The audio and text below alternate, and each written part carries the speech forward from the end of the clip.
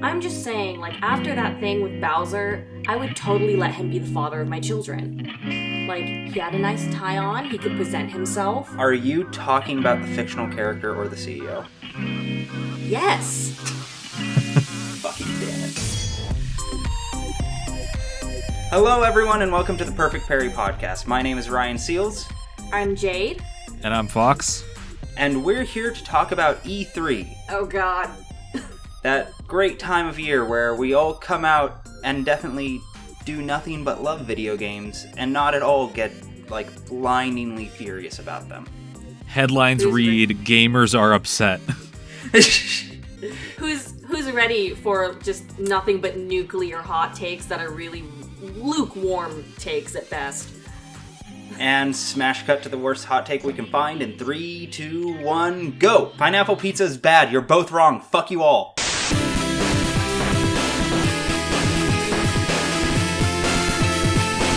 I think it'd be best if we start in order of just kind of like how they came out. Yeah. And I think that starts with EA, doesn't that? Yeah. I do want to put a preface on this because we're obviously not going to talk about every game announced. We're not going to talk about everything in great detail. Some stuff we're going to kind of skim over. Certain press conferences were kind of boring, didn't have a lot to announce, so we're probably going to speed through them. But one thing we're going to do is we're also going to be, it's because of that we're also going to be giving each conference a grade, not just for games announced, but also just for general presence, ability to entertain, because at the end of the day, that is part of it, and just general flow, because some of these were really good at like kind of keeping a consistent balance between like presentation and trailers and whatnot, and some were just general slogs. So we're going to give our own little grades at the end of each press conference. So yeah, because some of them were like really full of charisma and personality, and the rest were Square Enix. Yeah. So starting with EA, the first game, because they started Friday, right? That was Saturday? Saturday. Yeah, I believe so. So they started off with Greg Miller and the two devs. I think they were the director and one of the writers. I believe, I could be wrong, of the new Star Wars game made by Respawn, Jedi Fallen Order. And they had, I think it was a 15-minute gameplay showcase. What did you guys think about that one? I didn't catch too much of Fallen Order. Everything I'm seeing so far, though, like, I mean, it's cool that we're getting a single-player Star Wars game. I'll probably be there for it just on the basis of that. But, like, if it, I won't lie, if it didn't have that Star Wars coat of paint on it, I would just be like, oh, another Uncharted. And also Asterix, written by Chris Avellone. Like, yeah, that's the one thing it. that makes me really on board. Jay, what about you? I have pretty lukewarm feelings about it. It looked like a Star Wars game. It's T-rated. So it's a game. You're not going to be lopping any heads off with a lightsaber, but whatever. It exists. Yeah, it looks okay. I don't know what it is about these things that endear me so much. I like it, what is it, BD, the little buddy droid. I was like, okay, that's kind of cute. You got a little companion. That's enough to kind of sell me on it. If they were smart about it, then they would make a game about just the droids. And I'm not saying that because I'm a robo-fucker. I'm saying that because I want to be a cute robot. Yeah, and also, did you guys know about Rogue One? Have you guys watched Rogue One? You better watch Rogue One. I wasn't a fan. I liked a lot of the ideas in Rogue One. I just didn't like a lot of the execution or the main deuteragonists. Yeah. Lord help it tried. Lord help it. It tried to do something. But it had good ideas. This has nothing to do with E3.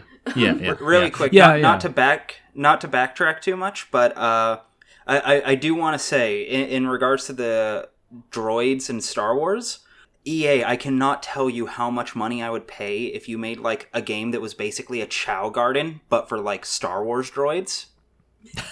I would pay stupid amounts for that. It's an untapped market. But yeah, generally, like, it looks pretty good. You're going to get a lot of the, like, Dark Souls of Star Wars because there's like dodge rolling, there's parrying, it's got a stamina system. So you're going to get a lot of that probably, but I can see why people might come to that conclusion. I got this weird little Sekiro vibe when they were fighting I think they're called Inquisitors, the dudes with the bow staffs and whatnot that are the tougher enemies, because it was really emphasizing like getting parries and everything. And I was like, oh, that actually feels really cool. Obviously I don't have like a control in front of me, so I can't say, but I hope that's good. I hope there is like a really cool parry system in it, because I think that is what a Star Wars game needs. Yeah. I see the worst case scenario for this game effectively being that I really enjoy it in about 3 years when it's $20. Yeah, like I think I'm just generally like, I'm looking forward to it, but I'm not like crazy excited. I'm like, Yeah, not yeah, exactly. Plus, there's a bunch of games that were announced in November that are coming out around the same time, so it's like, it's going to be fighting an uphill battle for me at least personally. But, and that's basically it for EA. What, you're not excited for The Sims 4 Island Living? Jade, aren't you excited for The Sims 4 Island Living? Isn't that just your life? Bitch. She already got her Island Living game, but we'll get to that later. Yeah, we'll get to that later. but yeah, the rest of EA was mostly like stuff that's already known, or their basic like yearly release, like an update for Apex, Madden, FIFA, Sims. Like, if people like these games, that's really cool. I couldn't really care less personally. Like, that's not really that exciting to me. It's just all of us. Nobody in this podcast has ever touched an American football. Hey, we want to. Hey. Have you? Are you the Chad of the group? Second string linebacker here. Oh, I don't know what that means. I'm gonna pretend I know what that means. I do the running and the tackling. And I may not play football, but I play Smash Brothers, which is basically the same thing when you think about it. Melee players are the Chads of video game players. It's true. It's also why everyone hates us. Yeah. I will choke you both to death. So with that in mind, what kind of grade do we want to give EA on that, in terms of just general everything? I will give that a touchdown out of, I don't know, 10. It's pretty bad. Yeah. I don't care. A George Lucas sleeping on his ranch out of 10. A cute droid out of 10.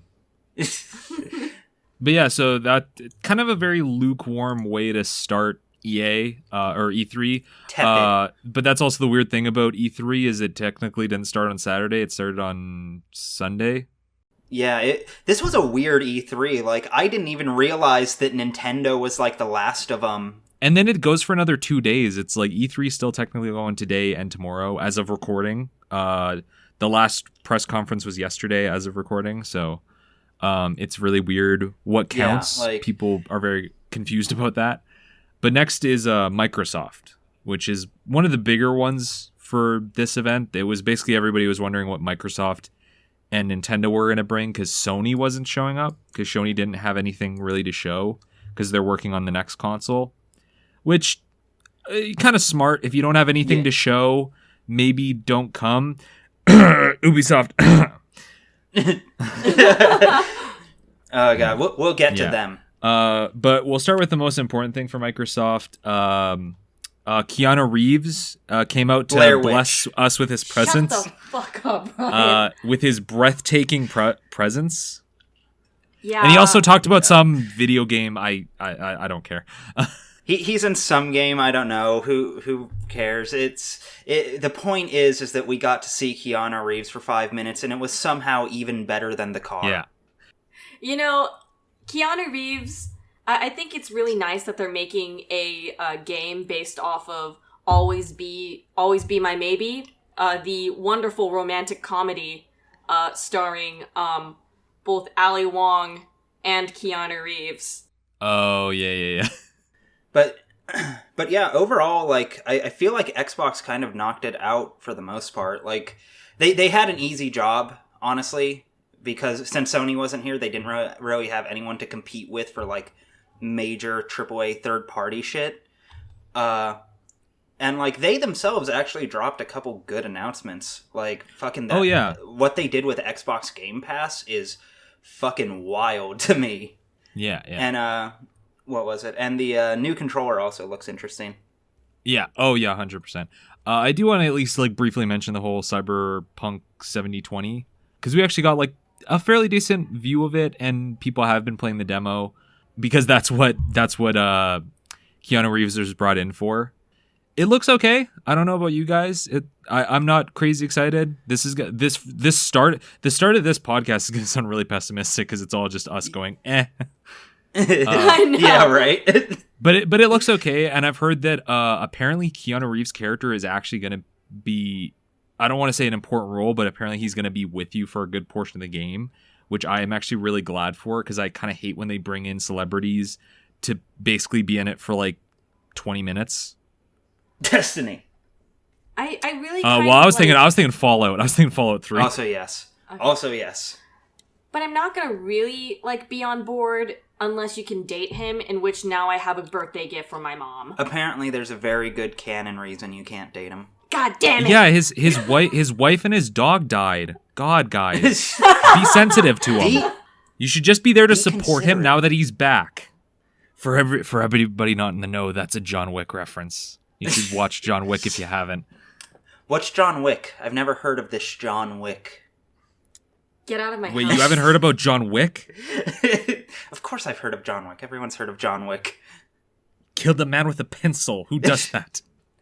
The Joker. Yeah. But yeah, Cyberpunk overall looks neat. I think we got a release date of early next year. I think Q1 next year. Yeah, like I'm curious about it. It seems like a bit of a Gordian knot of questionable choices here and there, to say the least. But like, I'm interested to see how it will play out. No matter what, I'm interested to see what it is. Yeah. And before we move on, I do have to give honorable mentions to that dude during the press conference when Keanu was doing the whole like breathtaking thing. Just shout from the crowd, You're breathtaking. You're all breathtaking. What a fucking hero, dude. What a hero. And he even got a game out of it. The Cyberpunk 76 Twitter reached out to him, is like, oh yeah, we'll give you a game for that. Amazing. Because that's great for them. Because like that and Keanu doing the whole like, check this out, were both like really popular memes. Like those were like, you know, top tier memes of 2013. Or not 2013, E3 2019. And that's good press for Cyberpunk at the end of the day, so I'm pretty sure they can spare a $70 game. But yeah, that's about it for that. Then there's Gears 5 was the next thing, at least in terms of my list. I have no idea what Gears is anymore. I have no clue what this franchise's identity is supposed to be. Because that's like, what I was growing going up, to say. For me, its big draw was that it was supposed to be a great co-op game and a pretty okay competitive game. And like, I'm sure it is still that, I think. I don't know. But like, the trailers like are trying to do this kind of artsy, like, you know... I was about to say cinematic. Yeah, cinematic, clearly narrative-driven thing. And, like, I'm not saying it's going to be good or bad. It does seem interesting, but, like, I just have no fucking clue what to make of it. I don't know what this franchise is anymore. Yeah, I had a similar reaction. It was just like, like... I don't currently have an Xbox One, so I'm not, you know, sold on it, because I can't play it regardless. But it's like, yeah, after 3, it just feels like this series... identity is just like kind of not really known what it wants to be, and it's, do we pass the torch to the next generation? Do we keep bringing in Dominic? Like what do we kind of want to do here? And it's like, that's where, you know, weird to kind of side tangent with this, but it's like that's where you kind of give props to something like DMC5 that actually does kind of give the torch at the end, because so many games have trouble doing that, and that's what I kind of get. I'm not a big fan of Gears. Someone can come in the comments and, you know, correct us if we're wrong, but it just feels like they aren't really sure how to move on. It feels like they have a really valuable IP that they want to keep modern, but they don't have any real way to keep it modern, so they're just looking at trends and doing their best to capture whatever the zeitgeist is. Speaking of trends and zeitgeist, though, fucking Terminator Dark Fate, you get to play that DLC. But What? hey, there's a WOMS in it now. There's a WOMS That is true. in it now. There is WOMS. I think there was a WOMS in the last one. Was there a WOMS? I think so. I don't know. I think there was. I think the WOMS in this game were WOMS from the last game. Yeah. Ah. Advanced WOMS. Like, and on a related note to fucking Gears of War, who is still a Terminator fan? I've ranted about this a couple times, but I genuinely don't understand. There hasn't been a good movie in 20 years. Yeah, since basically T2. Fucking the recent ones are making me look fondly at Salvation. Because at least they're different. That's a discussion I had with a friend, and this is like a whole other discussion for like a movie podcast, but it's like, how many times can you trot out the same like Terminator movie that's kind of the same core concept of like Terminator comes to kill Sarah Connor or one of her family members or something, and then it's just like kind of a manhunt, and it's just boring. At least Salvation was like, okay, you go into the future and you see where the war started and everything. I just don't care anymore. Like, legitimately, just I can't muster any in I don't interest. know how anyone could, especially given that like the franchise has made it really clear that everything that happens in these movies doesn't mean anything, because it's just going to get retconned later when they decide it doesn't work. It's basically a big marketing push at this point, because what was there, like 3 games at this E3 that were being marketed with Terminator? I think it was just 2, but I could be wrong. 2? Okay, I'd have to double check that, but I know there's another Halo one. Were. Gears and Halo. I think there might have been something else, but I could be wrong. But then there's also Mortal Kombat 11 might also have Terminator. I could be wrong.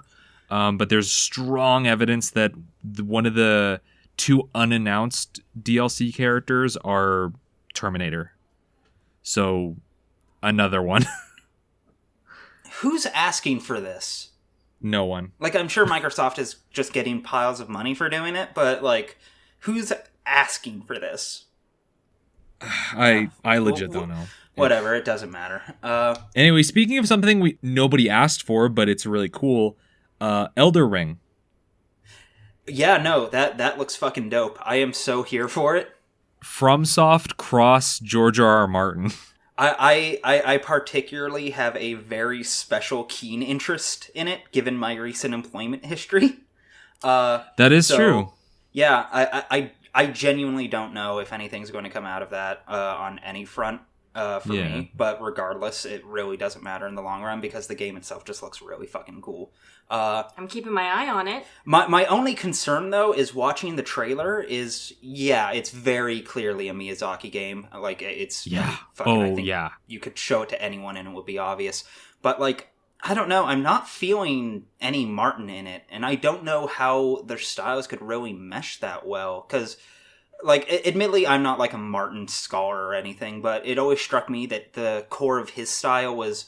like these intricate political like intersections with these complex characters kind of like trying to do power plays on each other and like get one up and like survive, whereas Miyazaki's was all about like more or less one single person being trapped in a dying world, which is about as far away from Martin's style as you can get. I'd actually somewhat disagree. I'll also admit I'm not like an amazing Martin scholar, but I've read enough and I've watched the series and everything. This could either be like a match made in heaven, or as you said, like polar opposites might not work, because the thing that Martin actually does really well, and this actually does kind of fit with Dark Souls, is he's actually really good at writing interesting worlds. Yeah, that's also fair. He's a master at making just these intricate worlds, and that's kind of the problem with his writing, is he spends so much time world building and this whole thing that he kind of gets lost in himself, and it gets a little bit tough to write, but very, very intricately written. But that's like what people love in video games. Yeah, and that kind of works with Dark Souls, because I don't know where I heard this from. Maybe it was another podcast. Someone was talking about how Miyazaki got really into stuff like Dark Souls because he loved Western fantasy as a kid. But it was something because he didn't really understand English well, if I'm remembering correctly. So he had to he fill kind of in didn't the understand gaps. everything. He had to fill in the gaps in a lot of places. And that's where he kind of got the core concept of Dark Souls. That is literally one of my earlier videos. One of my earliest videos. Yeah. Maybe that's where because I heard it recently, so you probably referenced the same thing the person I heard this from did. That's very much what was it? That's very much a key cornerstone of his style, because it's not just that he would be unable to read it, but he would also like get them from like a pretty impoverished library, if I remember right. Yeah. And some of the books would just be fucked. Like even the ones in Japanese, they would just be fucked up. And so he just had to bullshit it. Yeah, so I actually do think that there is actually a really good argument that his like that whole thing and Martin's style could actually blend super well.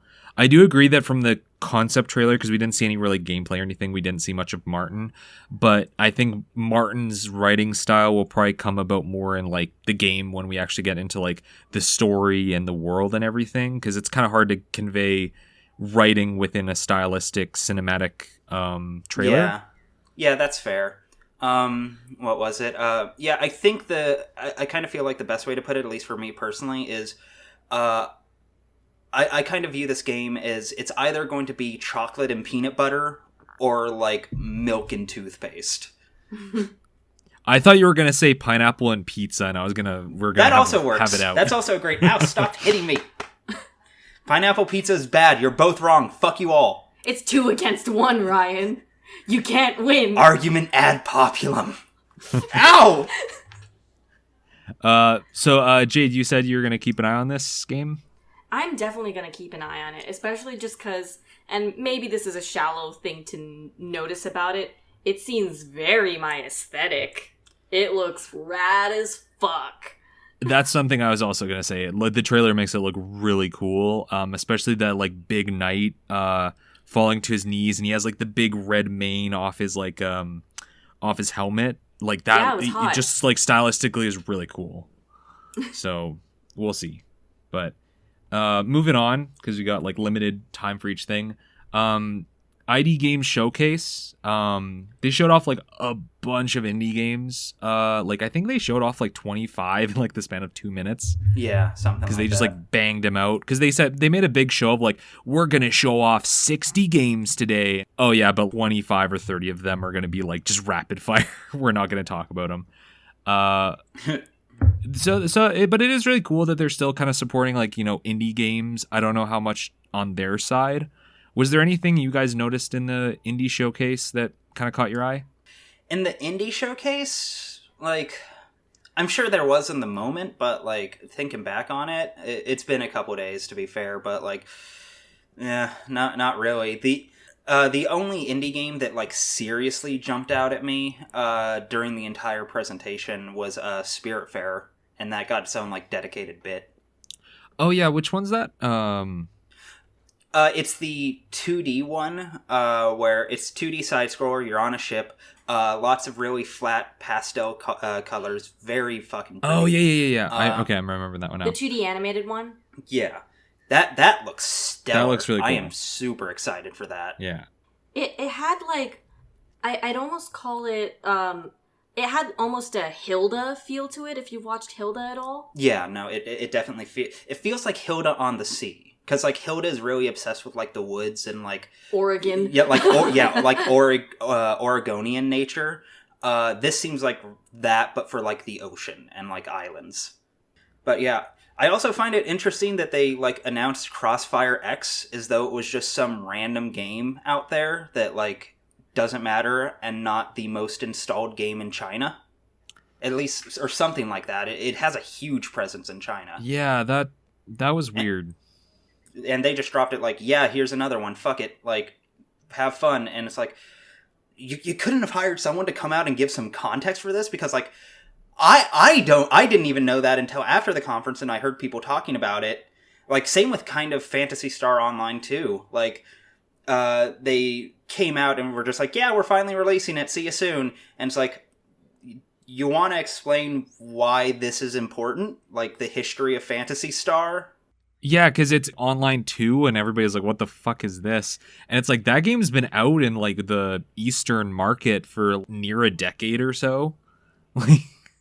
And everybody's been asking when it's going to get a port. This is the equivalent of like Nintendo coming out and just being like, oh yeah, Mother 3 is getting localized. Okay, see ya. All right, bye. Like that's basically what it's an equivalent. Yeah, no, to. I feel like in within that little tidbit right there, I think is kind of the kernel of the biggest problem with the Microsoft presentation. is that, like, they had a lot of cool trailers. And overall, yeah, it was good. It was enjoyable. It was fun. And we got some really cool shit out of it. But, like, out of all of the conferences, and I mean all of them, this one easily had the least personality. Easily. So it was a Microsoft press conference. Yeah. Like, and, well, I think it kind of speaks to where Microsoft is at large right now. Because, like, what is their identity as a company at the moment? Yeah, they're like the in-between between PlayStation and Nintendo. They're kind of like, they still have that identity that they had with the Xbox 360 where they were kind of like the everyman. Everyone can enjoy this, and it's like they kind of kept that. It's almost like it shifted from the everyman to trying to please everyone, which are two very different things. Yeah, so I definitely agree with that, where it's like, yeah, it kind of didn't really have like a specific identity. It showed games, and I will say their rhythm. One thing I appreciate about Microsoft, and we'll get into this a little bit with the grade, is that they had a really nice flow, because they would show about 3 trailers or so, then have someone come out and talk about, you know, one of the games that was shown, probably the most recent one to the person coming out, and then show more trailers, and then a person might come out for another couple minutes, talk about like the gaming pass, which we'll talk about in a second. Then, you know, and it had like a nice, you know, overall flow to it, so it didn't drag. Because that's one thing I will say, it didn't drag at any point where I was like, oh my god, get on with it, like, let's go. So I will say that, like, they did a good job with that. It's just like you said, they just don't have like a specific identity to really notice. Yeah. All right, let's move on. Well, hold on. Couple more things really quick. First off, Fox, we got to talk about Bleeding Edge. We do got to talk about Bleeding Edge. We do got to talk about Bleeding Edge. I think it looks kind of okay. I have similar opinions. Like, it feels like the first time that Ninja Theory has kind of let their hair down in a while. Because, like, I don't know if anyone else remembers this. Wasn't like their first game a party game, like even before they were named Ninja Theory. Yeah, it was. I can't remember what their company name was, but it was like Kung Fu Chaos, I think was their name. Yeah, it was something like that. Yeah. So this is kind of in a way more like them taking like the mechanics afforded to them by DMC and using that to make the kind of game they were originally making, and like. It's got personality to it. The character designs are so fun. Yeah, no, those are some fun character designs. They're a little bit, you know, over the top and pushing it in places, but as an overall whole, they're pretty good. They at least like, you know, have character. It was selling itself as campy. Yeah, like there were definitely a couple designs that I felt like were just like, okay, yeah, of course, yeah. But like overall, like, it clearly has a intentional aesthetic, intentional tone that it's going for, and part of that tone is everything being kind of over the top. I mean, the game is fucking named Bleeding Edge. Yeah, like they are really leaning into what it is. Like, they're not trying to be anything they're not. One thing I do want to mention, because we have at least 2 apologists in the room, I don't want to say I was getting annoyed, but it was kind of irksome a little bit when everybody on Twitter is kind of like, oh, yeah, they're trying to sell DMC as like a selling point. And it's like, yeah, I get why people still kind of have their grudge. I get it. But at the end of the day, it's like DMC Devil May Cry, the reboot, it sold well and it played fairly well. Like, in the context of it being a Devil May Cry game, I think we've all said this before multiple times. As a Devil May Cry game, not the greatest, but as like a Western action game, it was pretty good. So I mean, I think it's fair. The reality of the matter is, and I know people hate to hear this, but it is the fact of the matter is that, as far as I know, there's no other Western action game with more like mechanically rich combat. Yeah. And the question will now be with Bleeding Edge, because the person who's directing Bleeding Edge is the combat designer of DMC. And if there's anything good that came out of DMC, it's that combat. I'm excited to see what he'll do with it. She. She.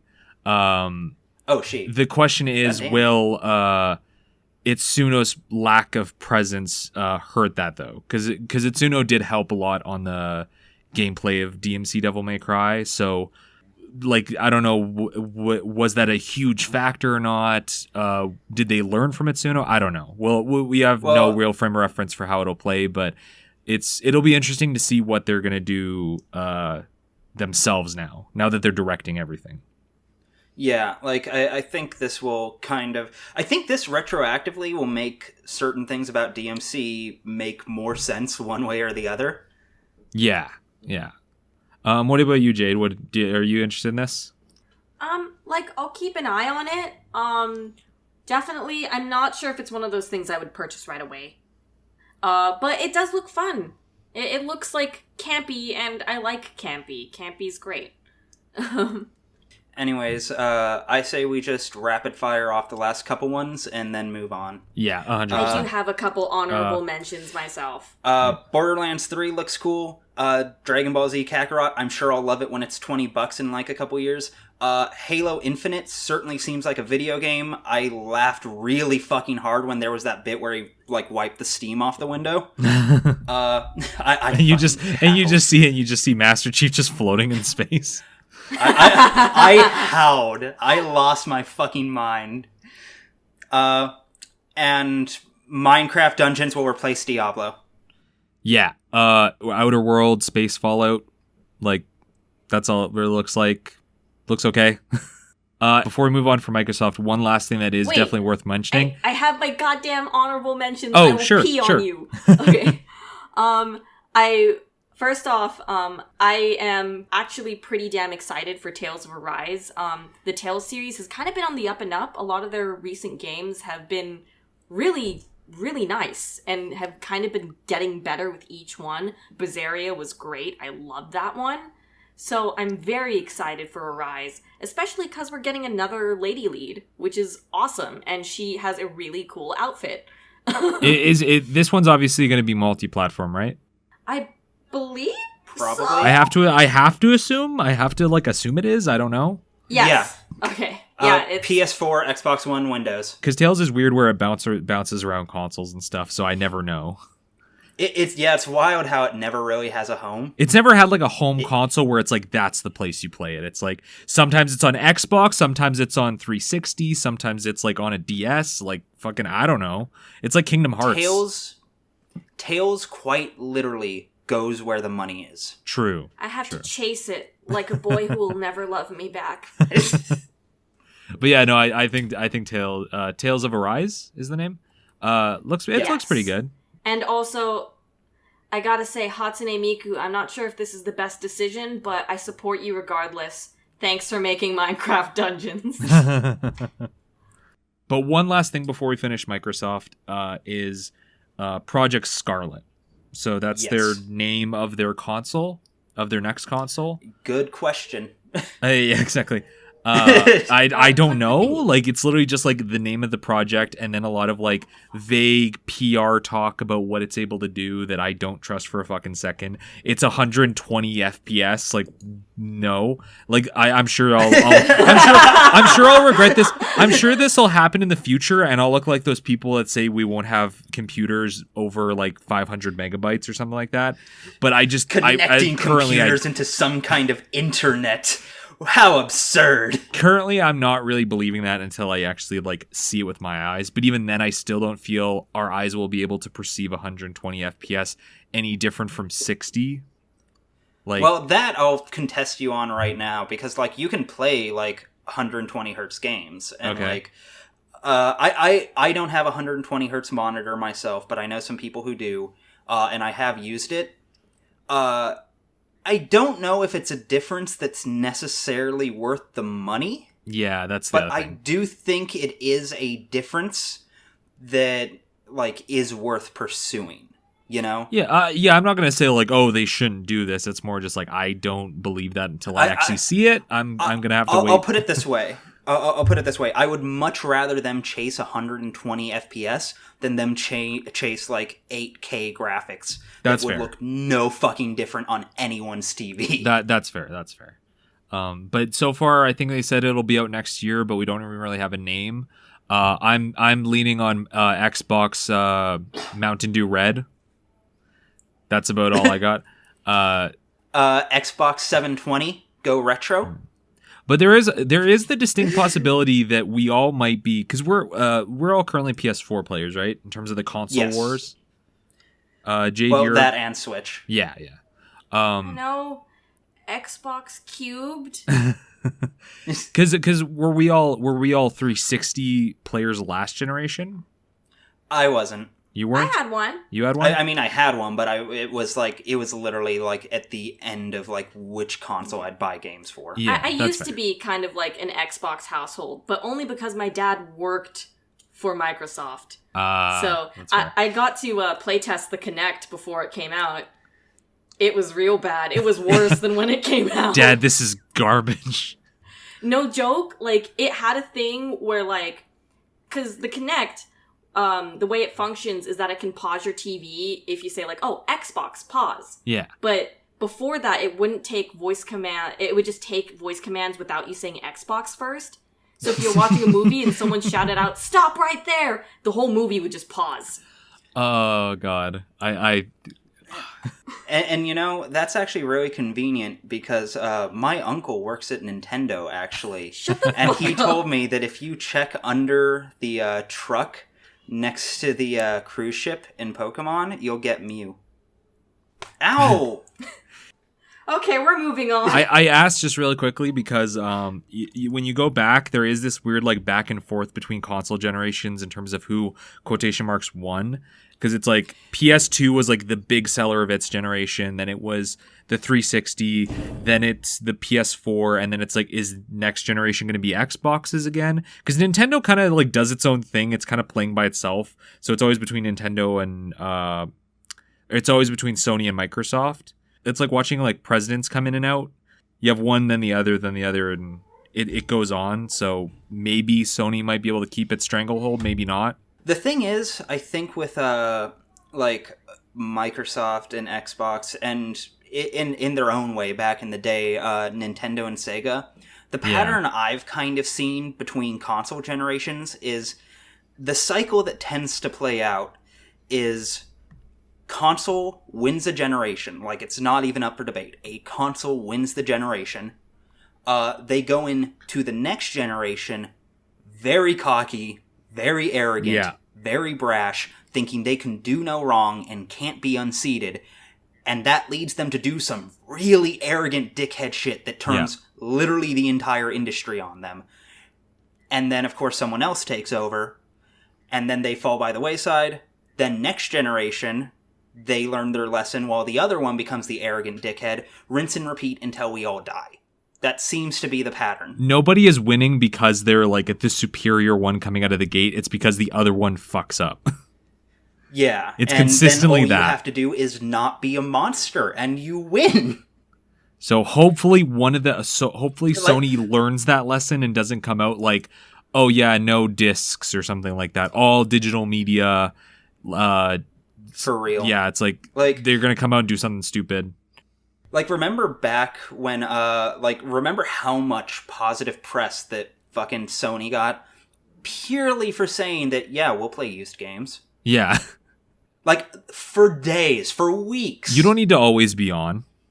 Like, holy shit! Just fucking, like, oh god. Yeah, so we're gonna have to see who trips first. Yeah, it really is a game of who fucks up more. Yeah. Less than who does the right things. Yeah, so we'll see where that unfolds. But what do you guys grade Microsoft? I grade Microsoft a really good YouTube channel filled with trailers out of 10. I think I'm gonna give this 1 block of diamond out of 10. A breathtaking Keanu out of 10. All right, what's the next one? Next is Bethesda. They were later Sunday. So they were like midday Sunday. So Bethesda, I don't know about you guys, but Bethesda was just one I was like, I'll watch this because I'm sure I'll have stuff to talk about. But I don't have high hopes for it. To start, one of the first things they did, and it was so weird, it was so awkward, is they bring out Todd Howard to come out and talk about Fallout 76. And it was so weird. I can't believe Todd Howard fucking died. I can't believe they finally made Fallout 76 into a video game. Yeah, because that's what it felt like. It very much felt like a We Finished the Game edition. Because he comes out and he's... barely even. That's the wildest part, is it feels like they did literally the bare minimum. It's a game. It exists now. It was so awkward hearing him talk about it because it was this weird, like, apologetic but didn't want to address the elephant in the room kind of tone where he's like, yeah, so Fallout 70 came out and there were some stumbling blocks and da-da-da-da, but you guys kept playing and made one of the best gaming communities ever. And it's like, what, of the like 5 people still playing? Like, it's a pretty small community, so probably. Yeah, it's really easy to have a non-toxic community when the community is just one person. The 3 who survived after the 7 nukes. Yeah, so they announced a bunch of stuff that's like, oh, so you finished the game. They announced like NPCs are going to be in it, and there's quest lines. Quest lines, Fox. Have you ever played a game with quest lines? It's so innovative. And 100% more Fortnite. Oh my god. You know, I never want to be the one who, like, shits on the things that the youths are into. But, like, at the same time, it's a gross game. Like, it was built from the ground up to be, like, exploitative and gross. I mean, fucking, that's any free-to-play game for the most part. That's fair, yeah. But, like... For me, like, it's more over, like, I genuinely don't know who, the battle royale mode of 76 is for, because like I don't know if everyone just forgot about this, but the gunplay in not just 76 but literally every Fallout game is fucking terrible. Well, that's why we brought up frickin' Fortnite to begin with, is because that's what they're doing. They're just copying Fortnite. Well, no, that's exactly what I'm saying, is there's some justification for it. Like, what was it? CSGO, I think, recently announced, like, a Battle Royale mode. And, like, okay, trite, generic, obvious, sure, whatever. Even though I think they've been working on it since before Fortnite and PUBG happened. But either way, it doesn't matter. But like, I can appreciate why CSGO would get a Battle Royale mode. I can see someone playing the Battle Royale mode of that game and having a good time. Why the fuck would you waste any amount of your time on this precious earth playing the terrible gunplay of Fallout 76 competitively?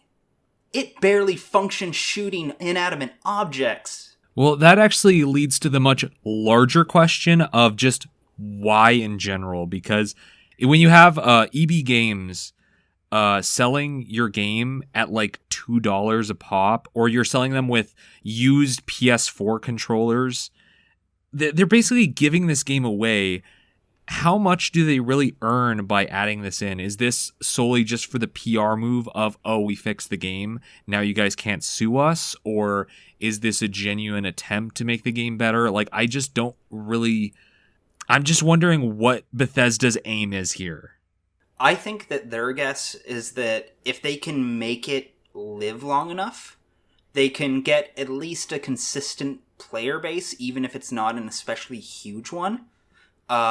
And they can at least make it break even. I think that's their goal right now.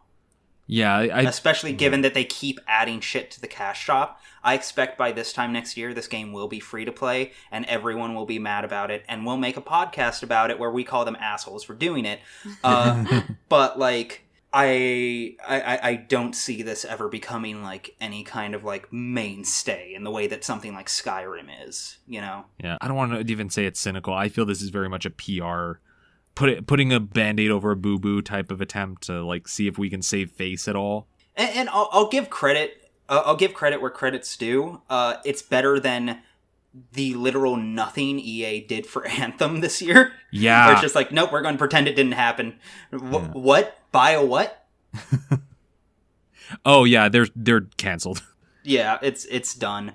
That I don't think we'll ever hear from Anthem on a major stage again. They swept the Anthem stuff like a week before E3 under the rug. Like it was like a stealth announcement that's just like, oh yeah, here's our current roadmap for content, and it's like drastically different than what it originally was, and it's really weird. And there's no dates or anything. Yeah, I was going to say, and wasn't there like no date? So it's literally just them like, yeah, we'll make this at some point eventually, eventually, one day when we get around to it. When I'm at home on a Sunday and it's been a lazy day and I want to do something fun, like just a bit of hobby work, I'll start to make Anthem into a video game.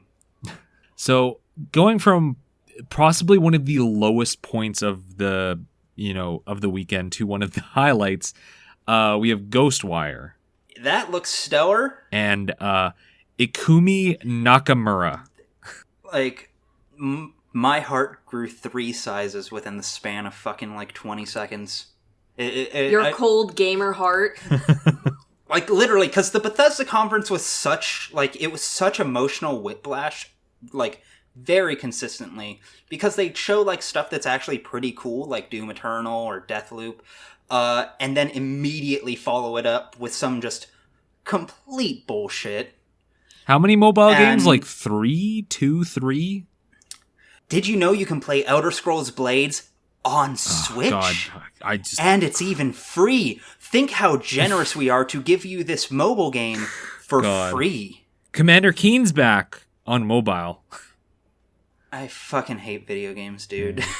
But yeah, Ikumi was just this shining bright light in an otherwise just monotonous thing. And it's solely just because, and I've seen some people kind of like feel weird about it. Like they're like, oh, it's so weird that like people are kind of turning this dev into a cartoon. And it's like, yeah, it's because she's cute. And so where the rest of the presenters were just boring PR people that just came out and said their shtick, like Ikumi was this like really vibrant and excited about the thing she was making. She was a human person. Yeah, exactly. Not Bethesda robot. Yeah, and like on the one hand, maybe don't make porn of a real human person without their consent looking at you, Twitter. But like, it was just really heartwarming, and people are just being cynical about it. And, she's made just historically really good art design. Yeah. Like, Okami. And, like, honestly, it really shows in a lot of the costuming choices for the characters within the It showed game. in her outfit. Yeah. Her outfit was adorable. I Hell loved it. Yeah. Like, she is serving looks for her age. Work, girl, work. But yeah, that's the other thing that like kind of almost got like sidetracked. It's almost like an asterisk on the note of the Ikumi meme is, oh yeah, and she also made a game. Yeah. and that I do think is kind of sad, because she does deserve like proper respect as a game developer, because she does have a long career, and a long, very impressive one at that. She's Shinji Mikami's protege. He's been kind of like, I don't know if I want to say grooming her, but she's been kind of like with him while he's been at Tango, and he's been kind of like teaching her, from what I understand. And she's been with him during interviews, and she genuinely cracks him up by just saying like the funniest shit, because she's just kind of very blunt and straightforward with stuff. I trust anyone who Mikami has taken under his wing, because the last person was Kamiya. Oh yeah, that's true. Ghostwire looks cool though. Like, it looks really interesting. I hope this isn't another Death Stranding where it's like we don't really know what the game actually is until way later, because it is this like revelations, people are disappearing, spooky vibes, paranormal thing, some paranormal good, some paranormal bad, like, but we don't really know what the main point of the game is so far. So hopefully we'll learn about what the actual thing is at a future date. I know that's a very bland statement, but I'm curious. I think the big two takeaways for Ghostwire is, 1, I'm curious, and 2, I trust that the developers are like excited about what they're making. And that to me is worth way more than any promise of a content roadmap or support or anything like that. Fuck all of that. I just want you to make shit that you are like really hyped to make. Yes. And then from there we had like, we kind of mentioned it before, we had Elder Scrolls Online and Blade updates. No real info on 6. Like, just standard Elder Scrolls stuff. I don't know how much you guys have anything to say about that. Not a whole lot. I've basically jumped ship on Elder Scrolls. Like, I'm so done with that franchise, which is a real bummer for me, but whatever. Yeah, unless you got something to say about it. Not really. Honestly, I was never too into Elder Scrolls, like, ever. It just kind of slipped me by. So, yeah. Okay, so then we can move on to Wolfenstein. Yeah. Wolfenstein Youngblood looks fucking stellar. I am so excited for that game. It is so down my niche. It looks a lot of fun. I'm scared to say anything about it because I really don't want this comment section to become a hellscape.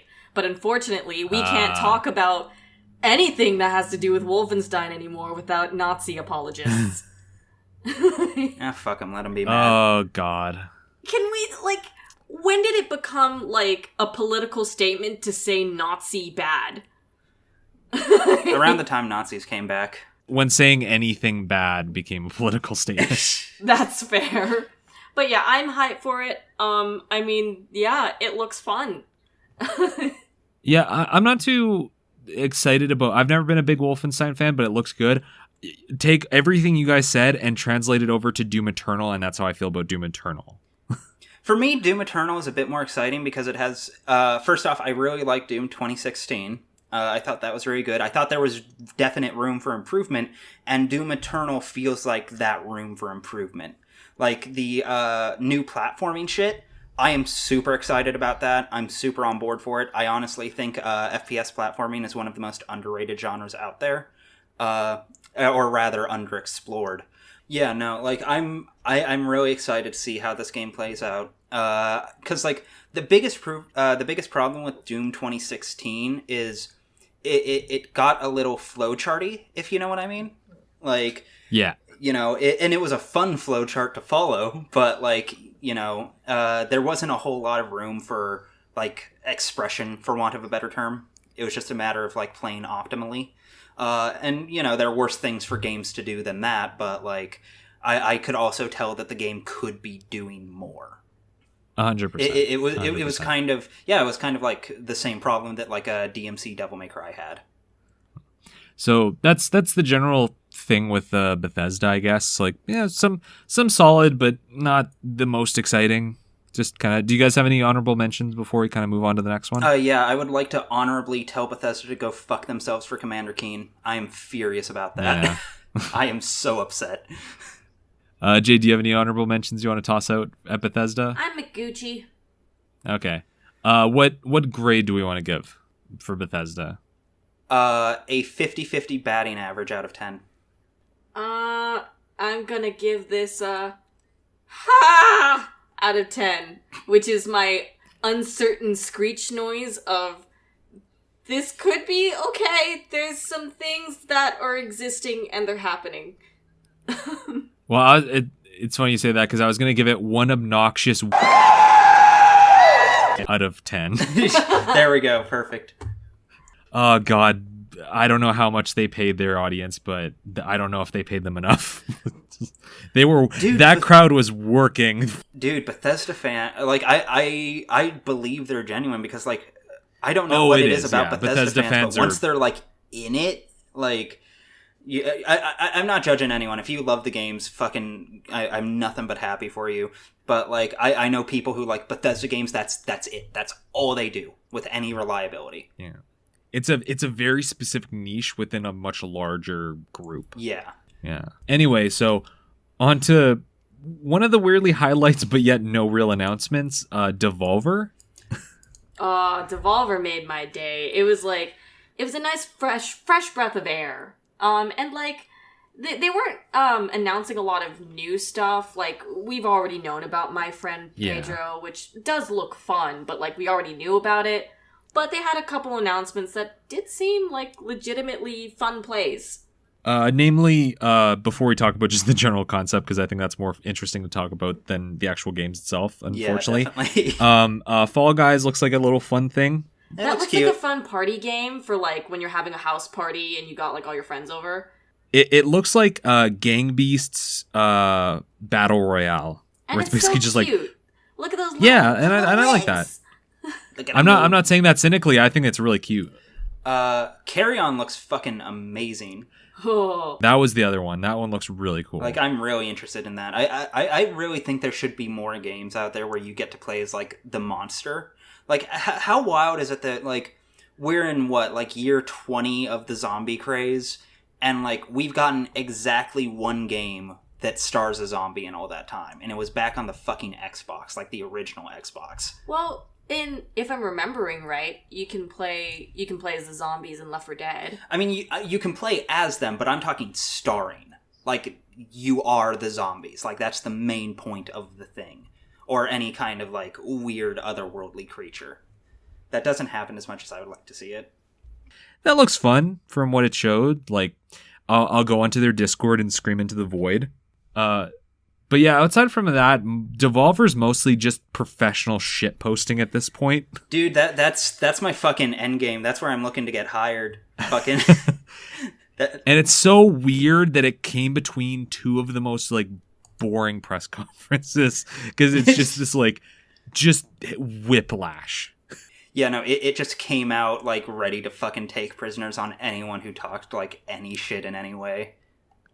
Yeah, and I like the idea of like a narrative press conference where every year it's like creating a new, it's continuing from the last one where it even had a last time on sort of segment where they show Nina Struthers getting shot up and then where they ended off at and then them trying to like basically $6 million man her into like existence again, and then they go fuck it, we're gonna do a Devolver Direct and just straight up just rip off Nintendo to the point just that I actually wonder parody. I wonder if Nintendo could actually make like a legal suit if they wanted to, because it was so close to on the nose. But it was so funny. It was just such a blast after the boring nothingness of Bethesda. I'm trying to find out. I'm trying to find the credits where they show who the writer is for that press conference, because they had credits for it, some of which were joking, but there is someone who legitimately wrote on it, and it wasn't a name I recognized anywhere. So I think it's just like some blossoming, shining diamond in the rough who's come to bless us all. I'll quickly pull it up because I think it's just at the end. And then they had like a weird like Eric Andre sort of thing at the end that's like their like treehouse sort of thing that they call like their pre-show, and it literally just looks like an Eric Andre sketch where you have like a bunch of people on a couch and then just this disheveled host coming out, and they have like a ladder in the background, like the setup's just unfinished. They're just taking the piss out of just E3 as a concept. God, I love that they paid money to do that. I hope Devolver never leaves. I like, even if it comes to the point where like it isn't financially worth it for them to fucking like do these kinds of press conferences, if they fucking kickstart it, I will contribute. Oh, 100%. And then, and then they had Nina Struthers come from the future to save current Nina Struthers. So I want to see where they go with that. That's the one thing I do really like about what it did narratively, to be that fucking guy about it for 10 seconds, is like they set it up so that now they can do like Devolver Directs literally whenever they want. They can just drop it at any time. For all we know, in a week, there's going to be more Nina Struthers. And I don't know if that's how it's going to play out, but I'm hoping. I am hoping against all hope. Oh, that would be great. I love Nina Struthers. She's so just entertaining to watch her go nuts on people. She is the best character in video games. Yeah, and we'll talk about it. I think it was in Ubisoft's, where it's like Ubisoft had an actual Nina Struthers come out. That's like she's wearing the same thing except it was pink instead of gray.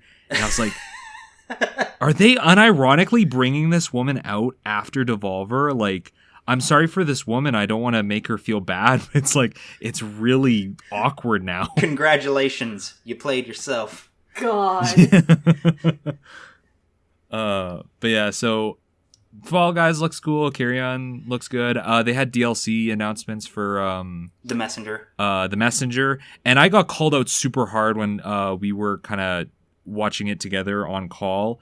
Is they announced what what was it? Enter the Gungeon for the arcade. And I was like, there's no way they're actually going to make an arcade game. This is going to be just some like arcade style shooter for the Switch or something. And then they're immediately like, no, fuck you. This is going to be an arcade tomorrow. I was like, it's fucking true. Oh my God.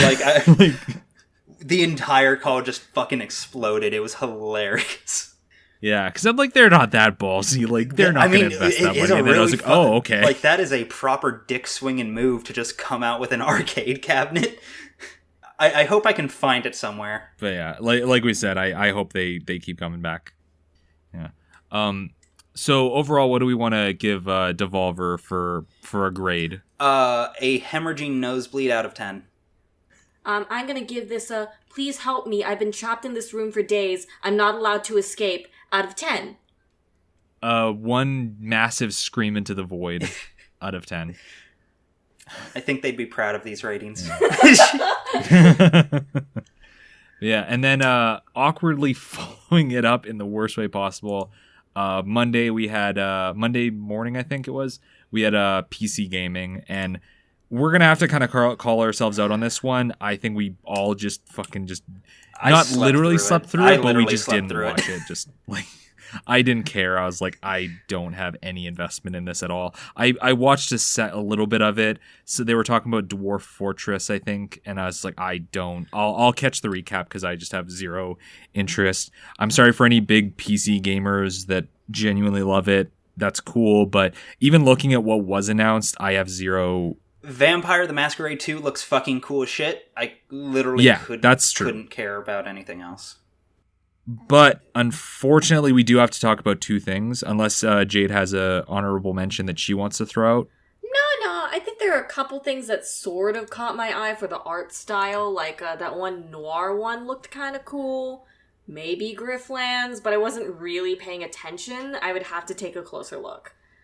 Yeah.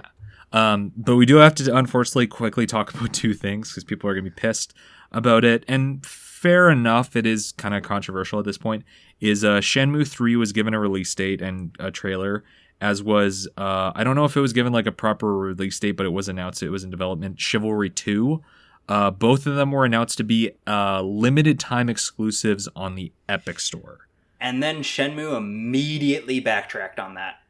Yes. But they still, it was, well, that's why I said limited, because it's still, as far as I understand, unless you have a more up-to-date thing, Shenmue is only coming to Steam, I think, in 2020. That may still be the case, because the way I kind of saw it play out was Shenmue got announced for the Epic Store, but they didn't really clarify in the moment that it was a timed exclusive. They just said exclusive to the fucking Epic Store, and naturally the entire internet just fucking lost its shit. Yeah, because I was asking people, I was like, is it confirmed explicitly exclusive? Because I want to at least know that before we start raging. The fact that there was a debate about whether or not it was like permanently exclusive is in and of itself its own kind of problem. Yes, exactly. They were really vague about it, and I looked back and I watched the trailer and I saw at the end it showed like PS4 and Epic Store, so I was like, okay, they didn't show any Steam logo, so that probably means that maybe exclusive, I don't know, And the reason why this is so controversial, and the reason why I think it is worth talking about at least a little bit, I don't think any of us here have much of a stake in the whole Epic thing. Like, I played Hades on it. That's about as far as my investment in Epic goes. Beyond that, I'm like, whatever. Yeah. At this point, it's gone really to be a big fucking shit show. That's why I'm like, I'm just tipping out of this. I have no stake in this. Yeah. I only got it for Transistor. Exactly. But for those not in the know, Shenmue 3 was kickstarted 2015, I think. It was actually E3 2015 that was announced.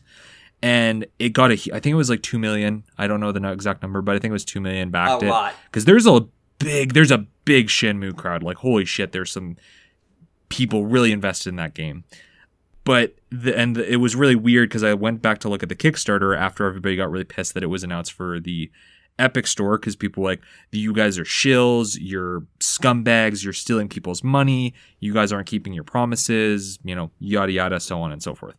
And I look back and I don't know if it was Deep Silver or if it was whatever the development team that's actually making Shenmue is called. But to their credit, the Kickstarter never specified Steam. Unless they went back and edited, I don't know. But it always said PC. Yeah. It just said PC platform. It never specified a launcher. So that's where we're kind of getting into like legal complications. It's legal semantics, but they're semantics that matter. Yes, exactly. Because it's not like we can't just dismiss it on that alone, because I think there is a worthwhile discussion here. Because personally, it's like, I'm not going to throw the baby out of the bathwater in terms of it, because, and I'm sure people are going to get fussy with me, but again, I don't really have a stake in this whole thing, is legally, as much as people want to say that they're stealing from them and what's it called? And I'm specifically talking about the backers. People buying this after the fact, that's their own discussion if they want to buy it on the Epic or if they want to buy it on Steam. This is solely the discussion about the people who backed it and thought they were going to get it for Steam but aren't. Is the Epic launcher, it's just a launcher. You don't have to pay for it. It's free to use. You can just download it for Shenmue and it works. But how I'm not going to fight too hard on that. Multiplayer without like all of the chat features. Yeah, exactly. So I don't know about that. So that's where I kind of get where people are getting fussy about it.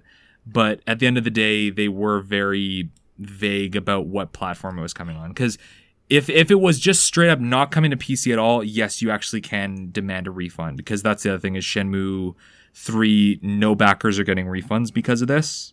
Yeah. Because people want refunds. Because I looked at their FAQ, their comments, their updates, and holy shit, the one post that was like announcing that it was on the Epic Store, their average post got like maybe 20 comments, maybe like 50, I think.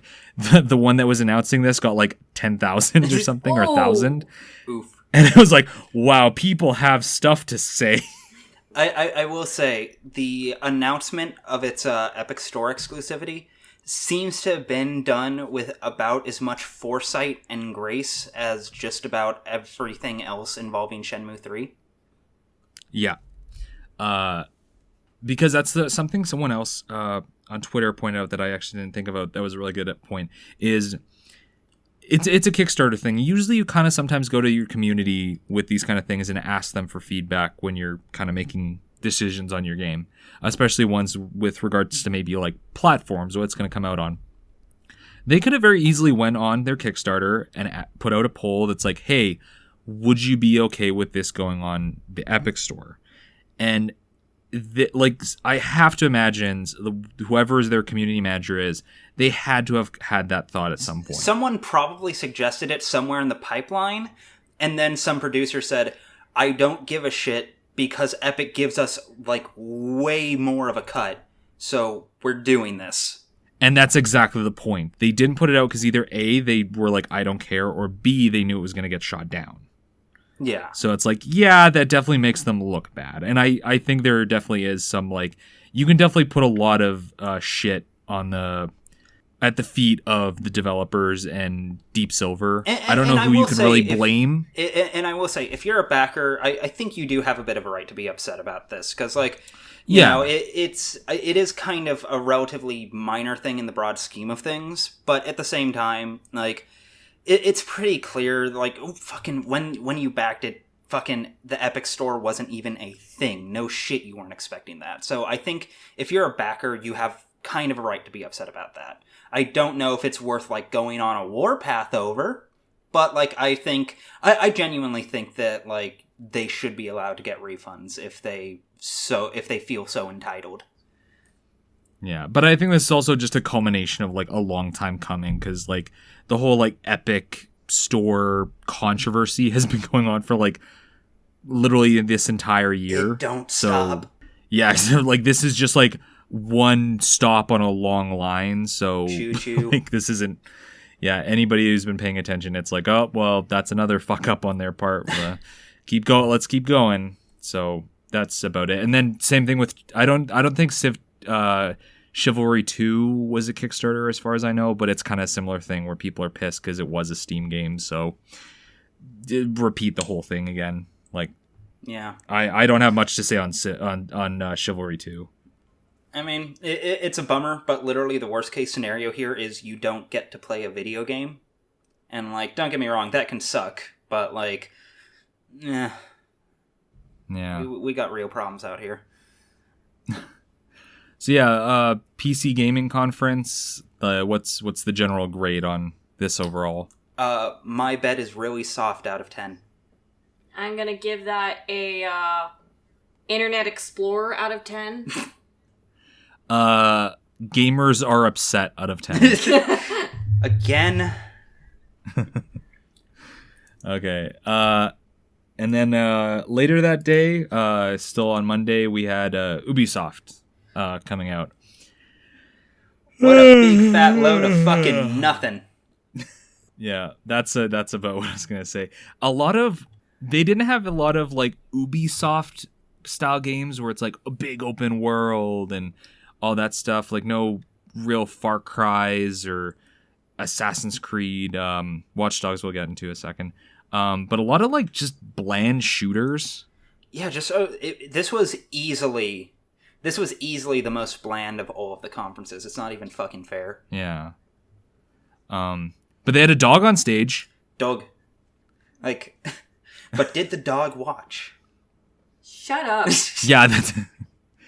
And it really, like, this is me being kind of cynical, because I like John Baruchel, because, like, for people that didn't pay attention, he was the one who brought the dog on stage, because he's a character in whatever shooter they were showing off. I literally can't remember.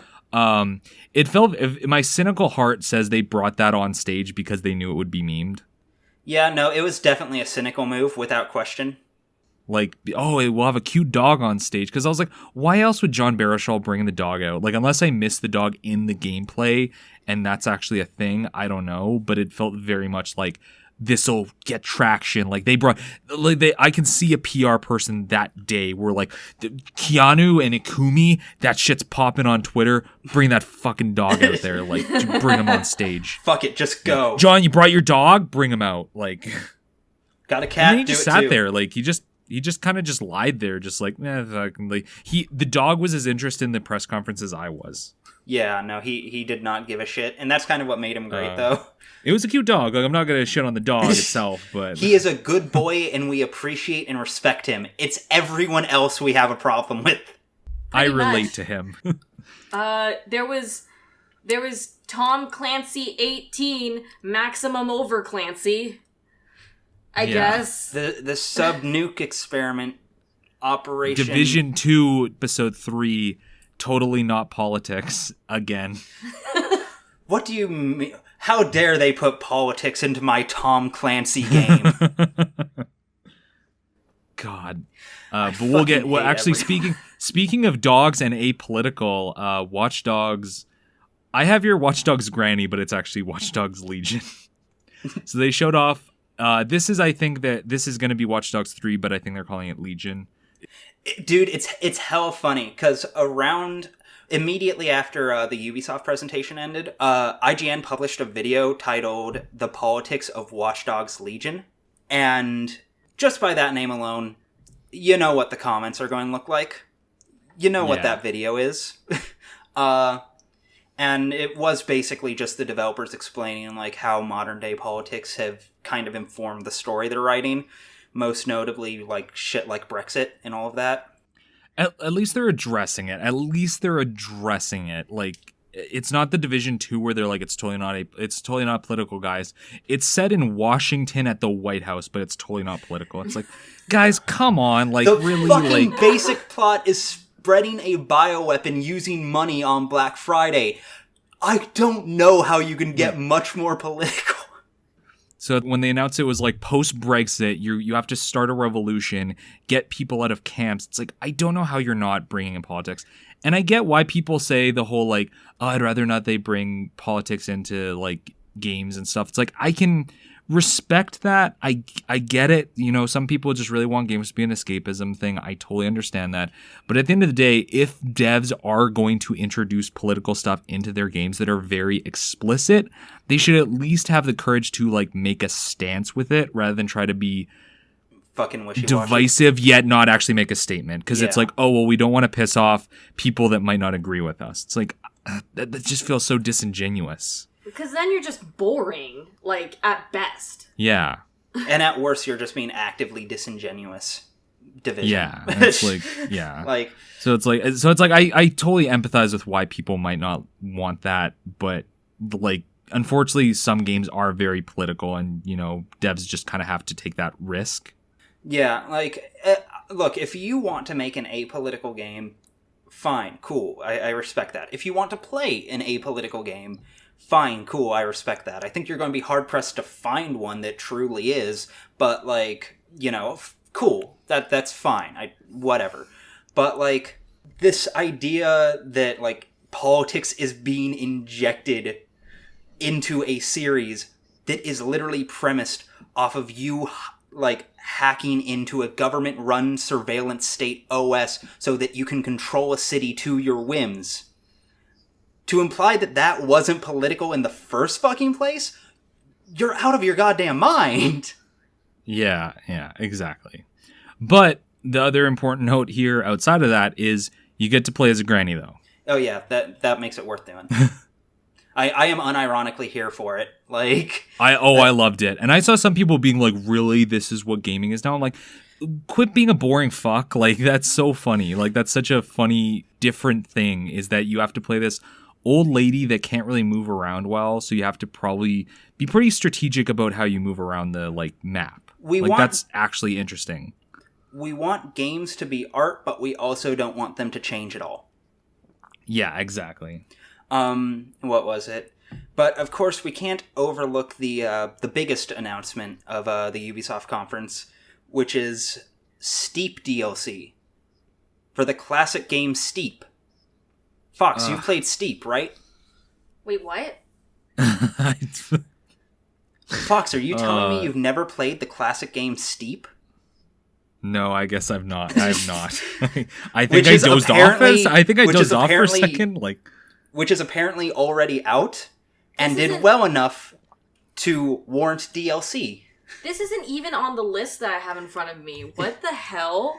I think Ryan's Did that just even making happen? stuff up. Like, No, Are you making this up? I'm on the E3 recap website, and it has a listing for Steep DLC by Ubisoft Annecy? I've never heard of this fucking branch. yeah, I have no idea. That I must have stroked out at a point and just missed that. Or Okay, but 'cause what there's about a lot Roller of- Champions? There's a lot of points. Which one? Roller Champions. Does it have Roller a Champions does girl look in pretty it? cool. Yeah, Roller Champions I'll actually give looks them kind that. of fun. Like, that actually has a bit of personality. It feels like a Rocket League, but for skates, Yeah. which is probably the point. Anyways, yeah, that's basically all I had. I just wanted to fucking be a prick. Speaking of pricks, then we had fucking cue in the Always Sunny theme, because we had Mac on stage, which Wait, is are we not the even weirdest gonna give this one a disconnect. score? No, because we have still Mac. Oh, We yeah. have the Mac announcing a TV show. And Wait, Mac TV that show? was so... Yeah. Mac from Always Sunny coming out and announcing Mythic Quest. Oh, Do you guys literally forget that? I Like, did you guys- literally forgot that happened.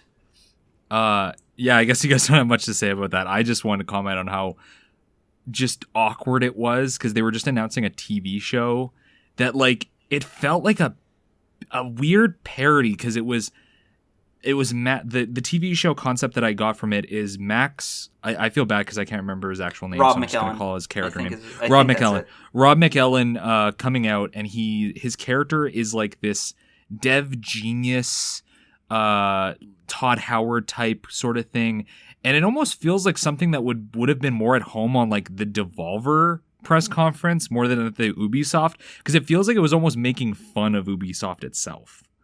Like, that's why it felt so weird that it was on stage with them. Like, maybe that's just Ubisoft's new branding. They're just leaning into the fact that everyone thinks they're, like, unaware dickheads. Maybe, I don't know, like there's some 4D level chess I'm not seeing. But that's basically Ubisoft. That's about all I got. Yeah, I think I'm about good. Jade, do you, what any honorable mentions or right to grade? Is there anything to honorably mention? We basically went through everything because there was so little. Yeah. Honorable mention to Ubisoft for trying to continue to make Uplay happen, even though it's very clearly not going to happen, and never will, and was never going to. Also, I guess Finn is in Brawlhalla now, so yeah, that's cool too. Jade, what's your grade? I'm gonna give this a, can I get a out of 10? One rapping granny out of 10. I give this a steep DLC out of 10. Fair. That feels appropriate. So moving on to the last of Mondays, and that was Square Enix at the end of the evening. Starting off strong with FF7 Remake. Yeah, coming out just fucking swinging. Also, can we, like, just before we get into that, just their presentation was really nice. Like, they had, like, the whole, like, stage, and it had, like, curtains, and just, you know, it wasn't, like, all, you know, techy like Microsoft's was. Like I know I kind of leaned into them, like, earlier to, like, I know I kind of shit on them earlier, but, like, for the most part, like, they had one of the better conferences, if we're being completely honest. The only period... Oh, they were the first one that actually got me excited. Yeah, like, the only period where, like, I was legitimately, like, miserable watching was during the trailer. I guess it was a trailer for Life is Strange 2. And they just had a fucking shit ton of streamers, like, talking about, oh, how good this game is. Wow, dude, we're going to make all of these choices. And it was literally the most painful thing I watched the entire conference. I think Don't Nod managed the worst trailer of the entire fucking thing. Also, just straight up RIP for them, because they had to follow up the FF7 Remake trailer. Yeah, that's the other thing, is they came right after FF7 Remake, and it's like, don't get me wrong, that's not good on the fucking best of occasions, but, like, whoo, man. Like, they could have immediately segued into going, and we'll talk about this a little bit more, they could immediately went into talking about, like, FF8 remastered. Like, yeah, right after the after 7, and then go into the other stuff, but then they immediately go into Life is Strange 2, Episode 3, I think, and I just, when I saw that, I was like, oh my god, like, I'm sorry, Don't Nod, like, you are coming off the worst high. You were sent out to die, and then you didn't even try to fight. Like, Square Enix just showed off Tifa, everybody's, like, rock hard, and you have to follow that up. Everyone is emotionally numb. Like, legitimately, the conference should have just been, like, about 2 minutes of dead air to fucking let everyone emotionally reset. Just give everybody a palate cleanser just to go.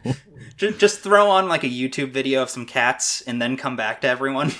But yeah, so we kind of, like, dance around it. So FF7 Remake... How are you guys feeling about that? Because I know you two are both, like, big FF7 fans. Yeah, like, to give, like, full context for my history of it, FF7 was, like, I am about as archetypal as you can get in terms of my relationship to it as humanly possible. It was the game for me. It's the one that got me into games. It's the first game that I realized, oh, wow, these can actually be, like, really meaningful and say something and have, like, charisma and personality, and growing up, I played through it dozens, if not hundreds of times. I fucking obsessed over that game. So, like, for me, this is kind of fraught. I'm doing my best to be very fair to it, but I also, like, know that I may have standards that I literally do not know if they could be met, like, and I freely admit that. But that being said, like, I was expecting to hate it. I was expecting to really hate it. I was expecting it to be a soulless cash-in that they were just doing because, hey, it's about that time, we can get away with it now. And, like, don't get me wrong, there's a couple things that I'm seeing that are setting off some minor alarms, but for the most part, like, it looks like fucking Final Fantasy VII. It sounds like fucking Final Fantasy VII. It doesn't play like Final Fantasy VII, but, like, there's a clear, like, respect and attempt to modernize what it felt like at that time, in that moment of, like, suddenly 3D graphics, what it felt like back in the day to play it. I feel like they're beginning to capture that vibe. I won't know until I have it in my hands, of course.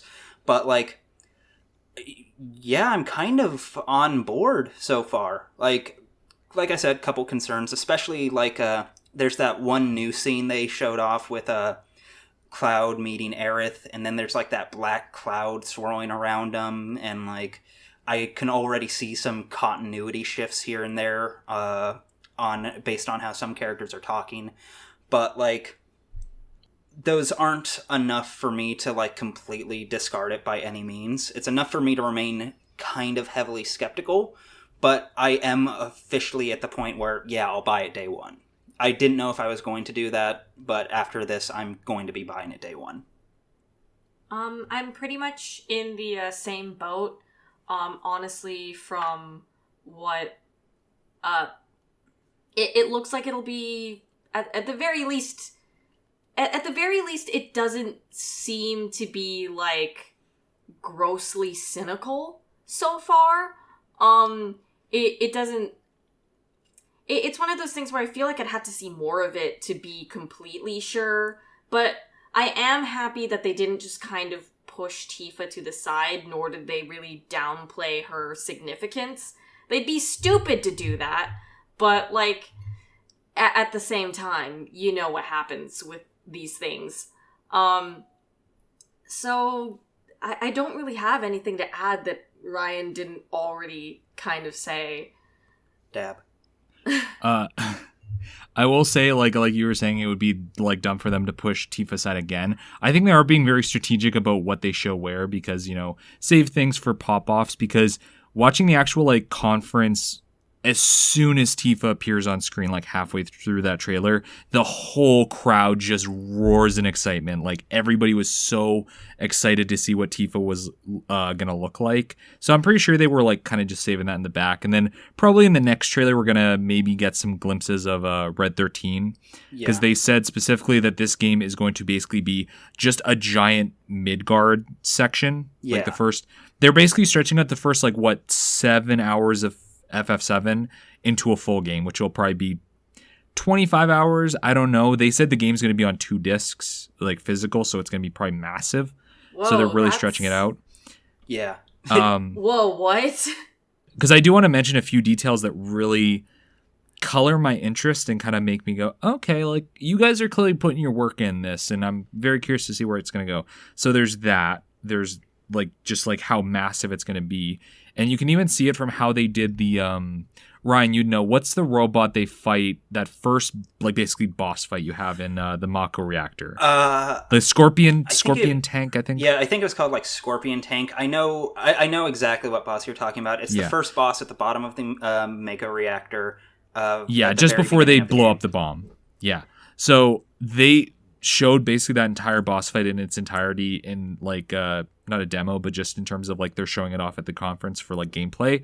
And it's like they really took that one boss fight that's just like, you just fight it, it's kind of nothing, into, like, a full set piece. Like, it's going all over the place, it's blowing up platforms, it's, like, multiple stages, and it's like, that's actually really cool. That's, like, they're really expanding the meat of that into feeling more involved. And I was like, that's actually, it could be a problem where they kind of overblow a bunch of things, maybe, I don't know. Like, but going from that, I'm actually very optimistic in terms of the detail they're adding in those spots. Yeah, like, I'm definitely concerned about, like, them making, like, trying to make everything a bit too hype. I think that could get fatiguing, but, like, but then again, that may not necessarily be the case. We have only seen one boss fight.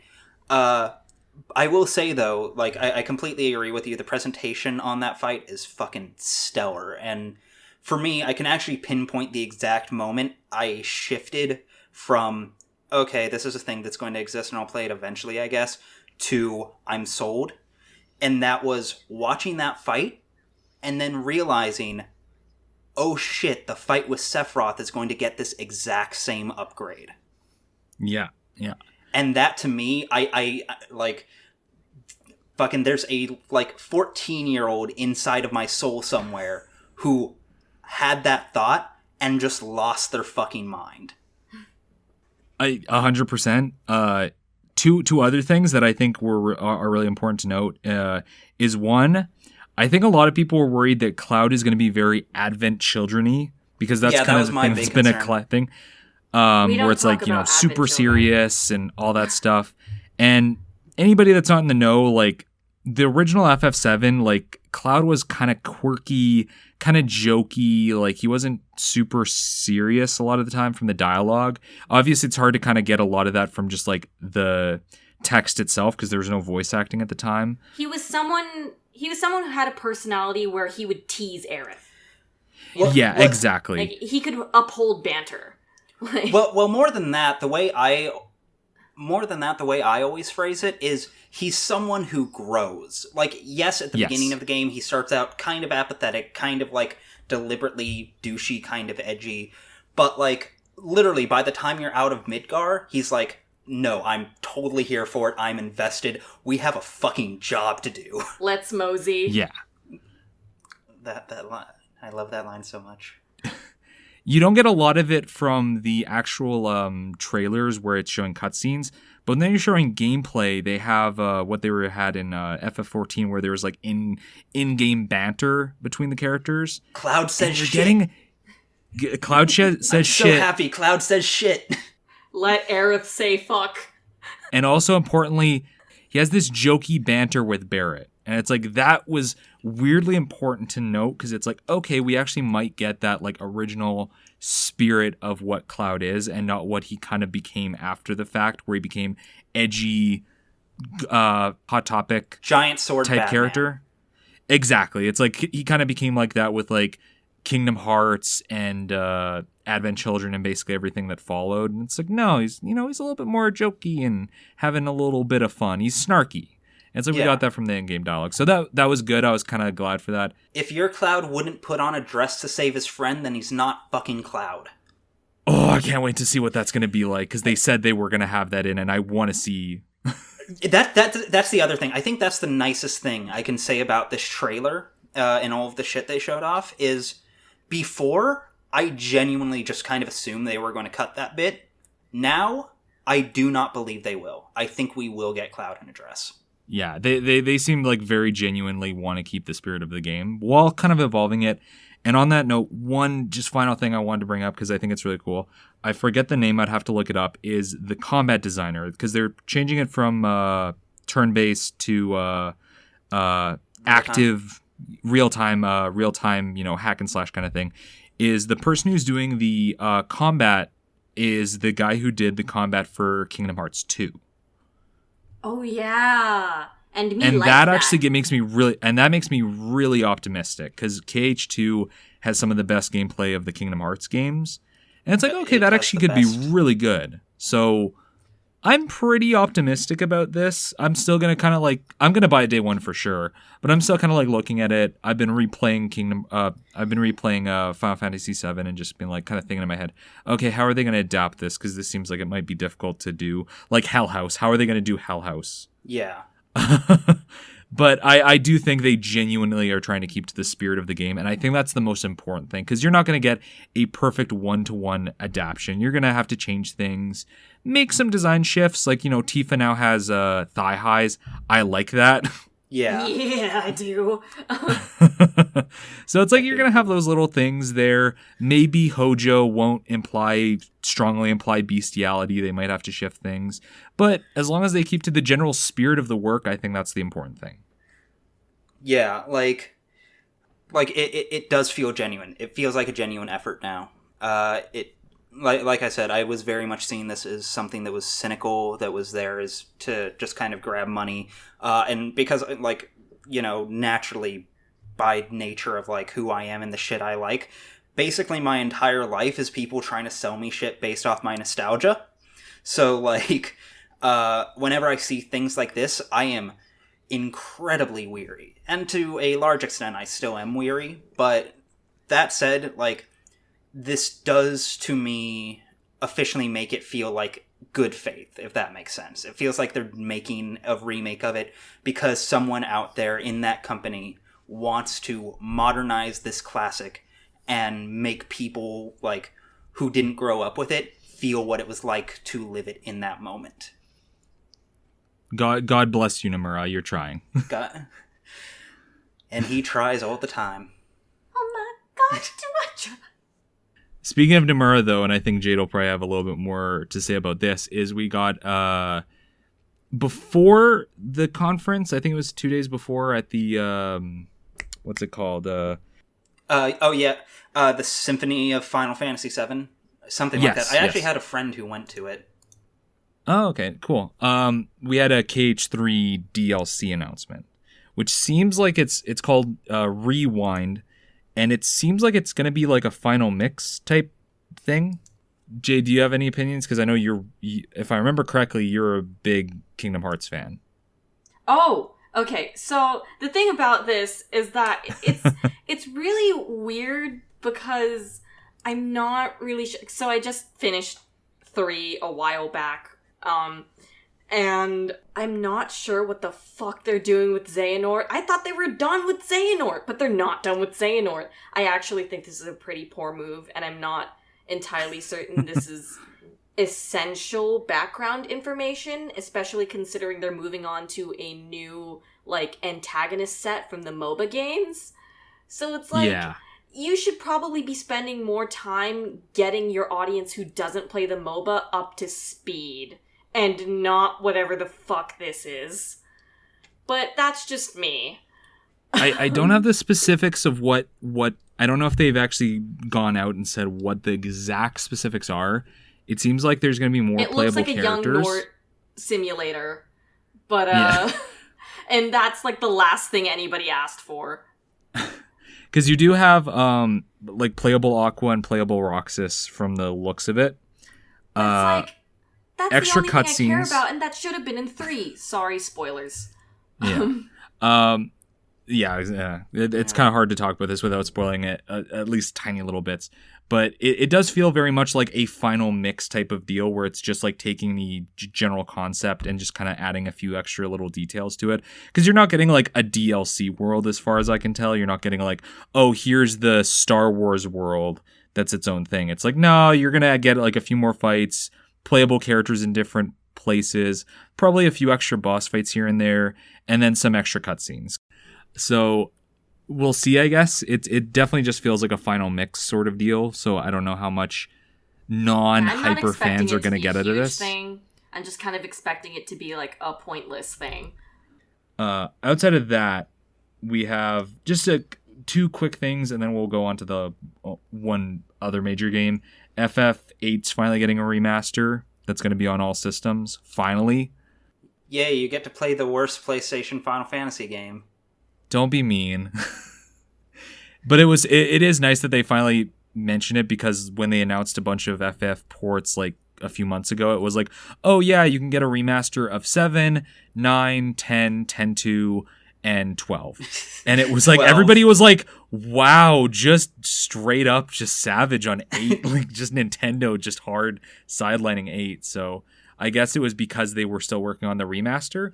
Like, don't get me wrong. I'm happy it's getting a remaster, and because I do think it's an important game at the very least. I do think it's one that should be preserved. Like, it's not a very good game, though. I mean, Triple Triad. Triple Triad's like the worst part of it. Everyone kept telling me that, oh my god, this is so much fun. You gotta love Triple Triad. Dude, it's so fucking boring and so RNG. But yeah, I think it is good because there are genuine fans that like that game. So I think it is nice that we have like the full set, because it was like an awkward blank space that left a lot of fans kind of frustrated. So that is good. Yeah, and like like I said, I'm really glad. And if you love it, I'm nothing but happy for you. It's not even the worst Final Fantasy, but like, you know, Jade, you seem like a Squall fan. Yeah, Squall's personality is my opinion of this game. Wow. I think that kind of captures it. Yeah, I don't really have anything to say about it because I actually never played that one growing up. Wise call. I don't know, it just kind of passed me by. So I don't really have an opinion. Look at this picture of Zell. This is a person who's in a video game. But it does have an edgelord for a protagonist, so I'd probably think he was hot. So I mean, it's Leon from Kingdom Hearts. Oh! Yeah, get your canon. Yeah, you really are a fake fan. Holy shit. You know, that's really hurtful and I don't appreciate it. But yeah, well, in my heart, Leon will always be a Kingdom Hearts boy. Yeah, I guess, I think we can move on from this. I'm excited for Crystal Chronicles. That's fair. Yeah, Crystal Chronicles is going to be fun. I'm going to play the shit out of that. Yeah, when that comes out, you're never going to see me again. I'm just letting you know. I'm gonna say they announced a bunch of remasters in this, where it was like Crystal Chronicles, Last Remnant, a few other JRPGs that I've never heard of, Saga. Are there fans of Saga? I've never. I don't know because they never made it. Apparently, this is the first time that they've made it to the West. So I don't know. No. There's been a couple Saga games. There were a couple on the PS2. I think these ones specifically that they're sending. Oh, these over ones now. specifically, that may be. But again, that still begs the question of who's playing them. I have no idea because when I was watching it, no offense to like the one Saga fan that might be listening to this. Yeah. It looked very standard JRPG. It looked like something that was honestly on mobile right now, where you could just get it and it's like, oh yeah, it plays like a classic FF game, and sprites look good. Sprites when it was out on like PS1 probably they looked amazing, but now it's like, yeah, this kind of looks like just your standard FF game, like. And while we're pissing off traditional JRPG fans, hey Fox, do you have any strong feelings on Dragon Quest? I do, actually. I really am looking forward to Dragon. This is something for the next conference, but Dragon Quest XI coming to Switch. Yeah, like I don't know. I've tried a couple of the Dragon Quest games, and just none of them have grabbed me, which is really odd. That's because fair. I really love Toriyama's art style. I'm a big fucking Dragon Ball fan. I'm a huge sucker for that shit. But like, I don't know. I think the problem is that it's this. This is how I've described it to people. It's the Superman problem, where the Dragon Quest games are like the prototypical JRPG. So they don't have like a lot of like. That really is it. Because like it feels like it doesn't them. really have anything to make it stand out. Now maybe if I got like 40 hours into it, I would find like a bounty of like creativity. But man, those like each one I've tried, the first couple hours just feels like another one. I would say check into 11 because 11 does have probably it is one of the strongest of the series, and it's so incredibly polished, and like the music, ignoring the questionable person who made it, that's another topic. The music's great. The art style is really good, like you said. Like it's classic Toriyama, and it's just got this really nice personality. So I'd recommend maybe giving that a look when it comes to the Switch, because they're actually adding like a bunch of mechanics to it. Like I'm definitely interested. I'm willing and eager to give it another shot. It's just a matter of like, it never sparked a fire in me. But then again, like given what we found out in the next conference, I probably have to commit to learning at least a bit about it. Before we move on to that next conference, because I want to give it at least a mention before we skip over it, do you guys have any real opinions about that Avengers game? It looks fine. I'm interested. I'll probably, again, it's one of the, like, I'll buy it when it's $20 games. That's what it's feeling like to me. I think it'll be fun. It doesn't look lazy. It seems to capture the tone appropriately. I don't know how to feel about it, if only because I'm so exhausted by the MCU that, like, I've just become numb to any and all hero stuff now. That's my problem exactly. Yeah. I feel like this game came out kind of at the wrong time.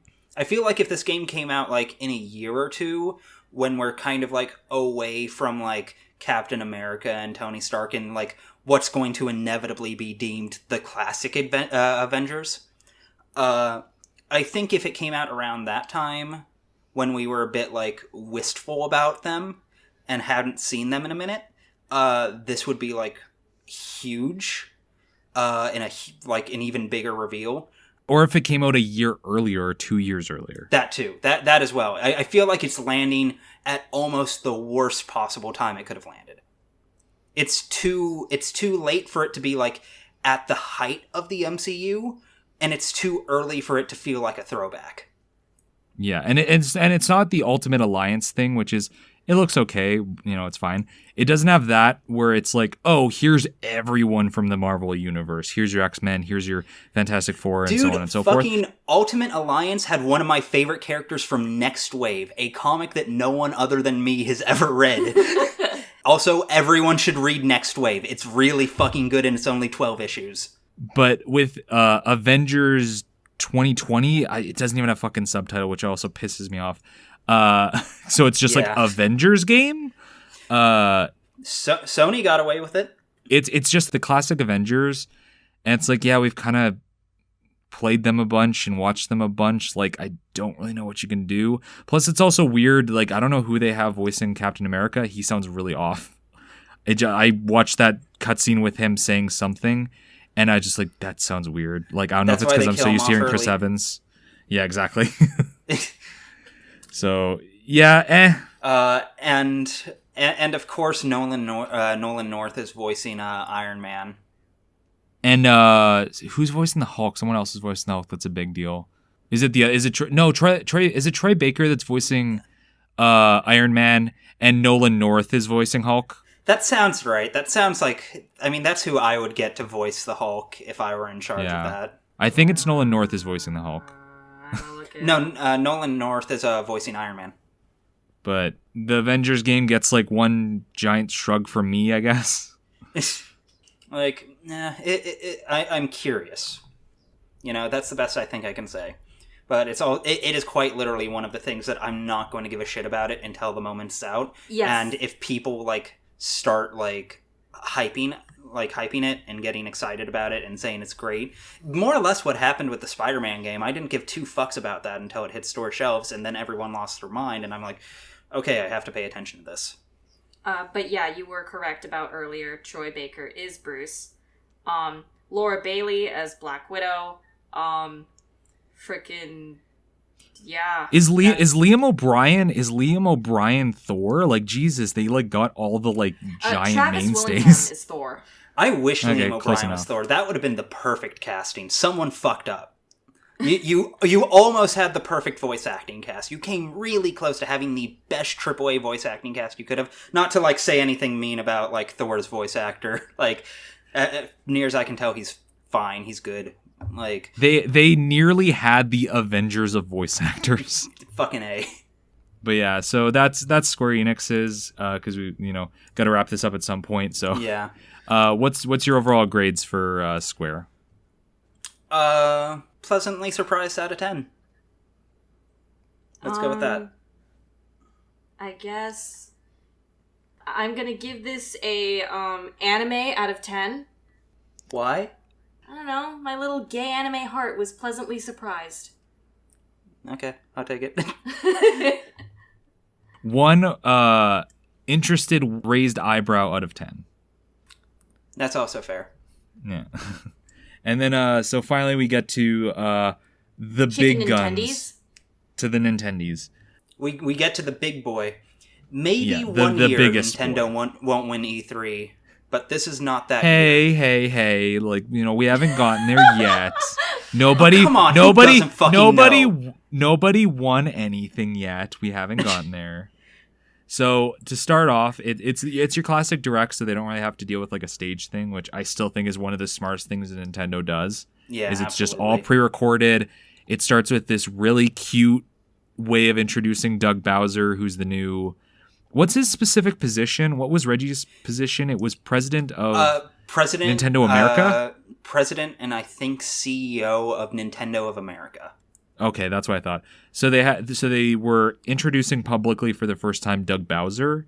He was mentioned before when Reggie retired, but this is his first direct appearance. Yeah, this is the first time we've seen him. They had a cute little thing with him and the 3D Bowser, and I was like, okay, that's cute. And apparently in Japan they had to explain the joke because I think in Japan Bowser is called King Koopa, if I'm not mistaken. So they had to like explain the joke with like little texts that show the name. And it's like, okay, that's so cute. And then they go on to announce the first. No, I guess this would be the second DLC character for Smash, which was the second dragon. and third. Second and third. Well, we'll start with the second. They announce Hero from Dragon Quest, which is probably one of the most like controversial things that was shown at E3 this year.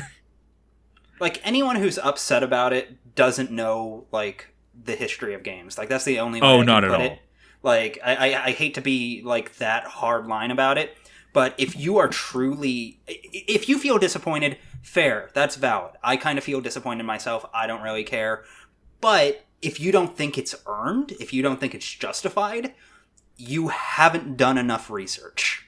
I just think of that clip from Lilo and Stitch when it's what's the alien's name, when he just like throws the like little binocular things at him. He's like, educate yourself.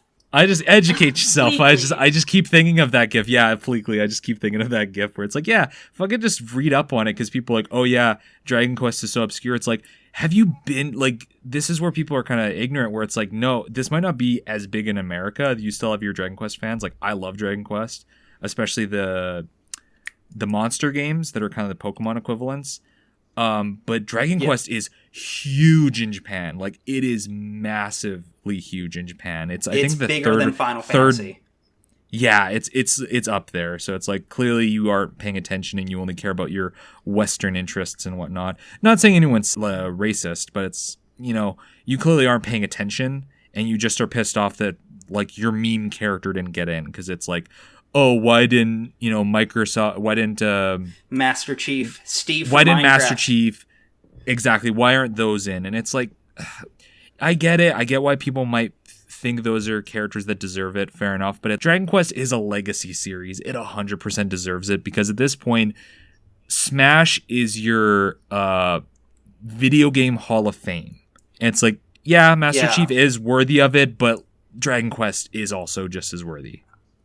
The only way I can really think to put it is, if you don't think that Dragon Quest deserves a place in Smash, go play a fucking video game sometime. Like, it fucking just, I mean, yeah, you basically said it all. Like, it's fucking huge. And on the flip side of this, like, it's not like the West got fucking snubbed. It's not like they were told, oh, we don't give a shit about you. Because you think anyone cares about Banjo in Japan? Yeah, exactly. That's the other exact thing of the West also got their rep. It felt like they gave one character to the West and one to Japan. Yeah, 100%. And I think that's pretty fair. Because that's kind of how they ended up closing out the conference. Outside of one other announcement was, oh, we're going to show you another reveal.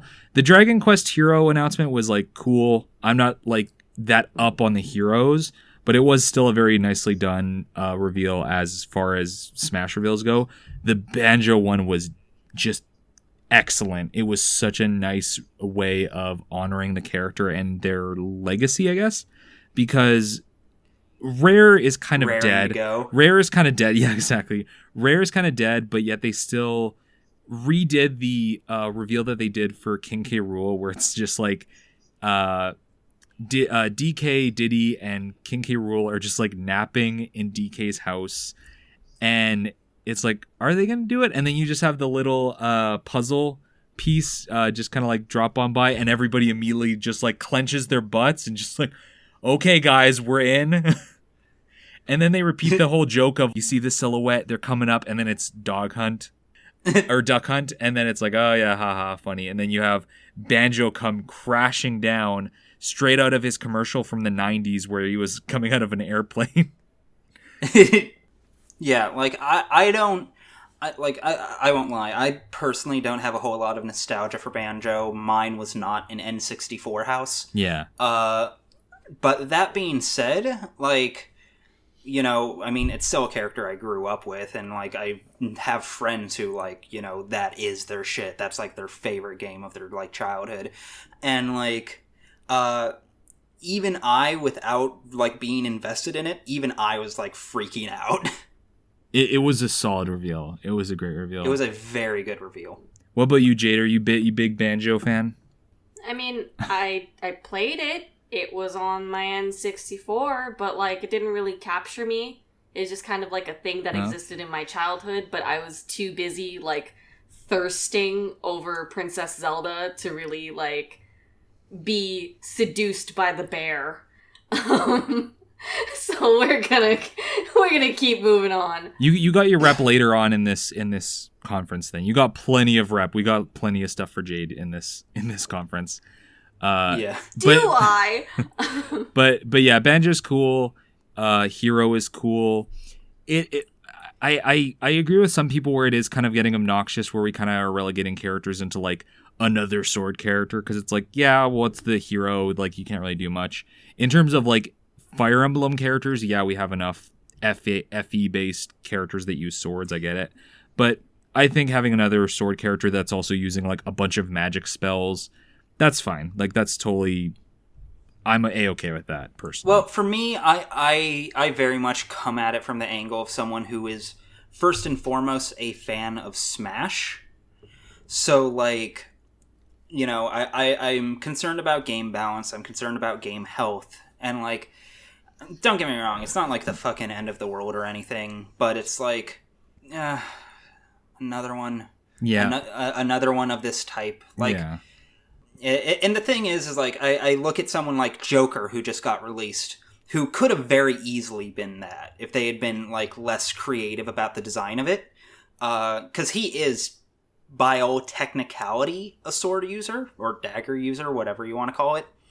But, like, you play him in action, and he is not a sword user. But, like, the hero is. The hero most certainly is. Like, what little we saw made that very, very clear. Yeah. And, like, again, not the worst thing in the world. It's just kind of disappointing. And it is kind of inevitable when you have this many characters. It's inevitably going to start to overlap a bit. But I would still like to see a bit more creativity from the movesets than, you know, another sword. Yeah, that's fair. So anyway, moving on to the next thing is a game we've been waiting to hear more about for years at this point. Animal Crossing New Horizon. And I'm just going to let Jade just pop off for a second. Okay, so not 8 whole years. So I'm very excited for Animal Crossing New Horizons. From the looks of it, like, just the very first, like, 3 seconds, just, first off, I know I always harp on about, like, visuals, and that's a little shallow of me to do, but this game looks fucking good. And it's such minute little things, like the palm trees just brushing in the breeze. It was just, like, breathtaking. I was on board the second I saw it. It does look like a lot of fun in terms of the new stuff that they're trying. It looks, you know, it's taking some risks. Like, you've got the whole crafting mechanic you're doing yourself. It seems very hands-on. And that does look like fun. You're still obviously getting a lot of the things that, like, you come for when you play an Animal Crossing game.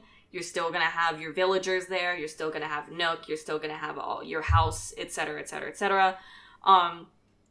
And first off, I love that there's now a path-making mechanic. Thank you. I'm so tired of making, like, endless designs and, like, putting them down strategically for hours. Now I can just dig a nice path. Thank you. That's all I've ever wanted. It does look like you're going to be able to do a lot of, like, extensive multiplayer, which is nice because, like, my whole family's always been into Animal Crossing. I can play with my grandma, my sister, my bro, my mom. We can all just play together now, which is awesome because this has always kind of been, like, a family-friendly game to begin with. It was about time. I think it's the right direction and the right consoles. And yeah, I'm talking really fast. I'm so sorry. But You're good. If there's very excited. If there's any topic in this list that you get to do that, it's this. So we'll definitely allow okay. that. I'm very excited. Though I will say, after all of this, as excited as I am, I'm not that excited about the discourse that came afterward. Because it was announced that this game allows you to customize your skin tone. And a lot of people were upset about better character customization for some reason. Racism. But like, first off, this isn't even the first Animal Crossing that allows you to be brown. So I don't know what that's even about. Like, why are you mad at this one? Like, this has been an option for several Animal Crossing games at this point. I don't even play Animal it's Crossing. Just easier. I don't even play Animal Crossing, Yeah. and I've seen characters where they're like darker skinned. Like like you said that, and I was like, wait, hasn't that always been a thing? Yeah, no, it's been a thing for a fucking hot minute. It's just that some people skipped over the handheld ones. So it's just like, I guess if you want to be pissy about it. So, but I am looking forward to it. That's where all of my paycheck is going when that game comes out. All straight to Nook. Yes, all directly to Nook, that greedy little bastard. But that's basically the end of my rant. Okay. Yeah, it looks good. It looks like a good video game. I'll play it and just burn like 300 hours of my life on it. It'll be cool. Speaking of, so we let Jade have her little pop-off moment. Now we're going to move on to Ryan's pop-off moment. Because we had what looked like a goddamn Sentai game, and then it was, Suda's making a game now. Because we got No More Heroes 3 announced. Yeah, No More Heroes 3 looks absolutely fucking stellar. Like, Ooh. it has... It feels like it has a level of energy that I kind of felt like Suda had lost a bit. Like, it feels really playful, really excited to be here, but also kind of pissed at everything around it. So, yeah, like, not a whole lot has come out, I believe. But, like, it certainly looks fun. I hope that they're improving the combat, and I'm pretty sure they are. I feel like they'd kind of have to. And I'm hoping that it's made good enough that, like, you know, it can be kind of in the league with the kind of action games you'd want it to be in league with. But, yeah, no, I am fucking 100% on board for it. It looks absolutely phenomenal. I think this was in terms of reveals I wasn't prepared for, this was the big one for me. This was the one that caught me completely off guard. I was not expecting No More Heroes 3, especially with, like, Travis Strikes Back, like, fucking just released 5 minutes ago or whatever. Like, I thought the series may even be dead. So to get this trailer out of nowhere, I was stunned. Not to call you a fake fan or anything, but Suda was kind of teasing this, like, all week on Twitter. I guess that's fair, but I've also been busy working. That's fair. Not all of us spend half their fucking day shit posting on Twitter, so.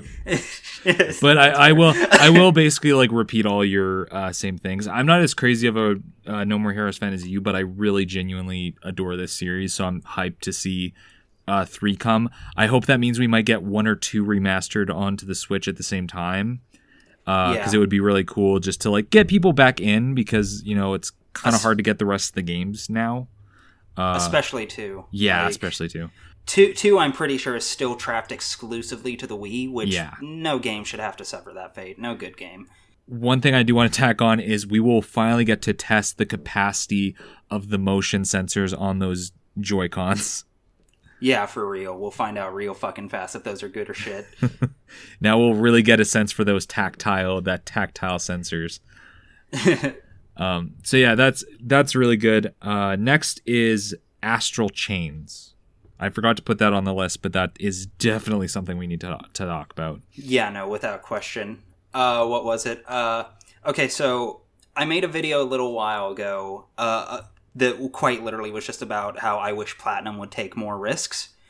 And Astral Chain isn't exactly what I was hoping for, but it's pretty fucking close. It doesn't feel like it doesn't feel like another one. It doesn't feel like something that was just like, well, Bayonetta works, just make another Bayonetta.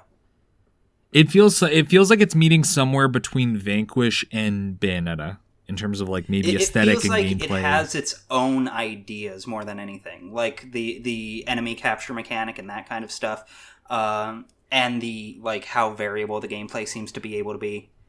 I've just always been on board for Astral Chain. Like, I just think it has this really unique tone to it where it's kind of like this cyber fantasy thing it's going for.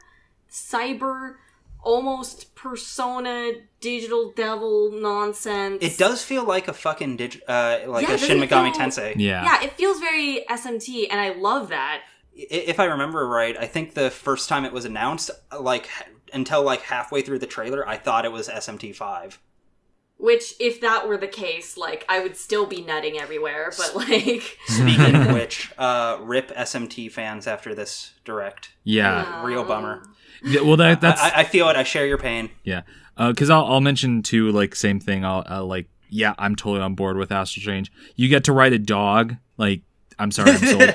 That's all you need. You're sold. That's all I'm sold. If there's a dog that, like, doesn't die in a game, then it's already a 10 out of 10. Platinum Games rideable dog. I'm sorry, I'm sold.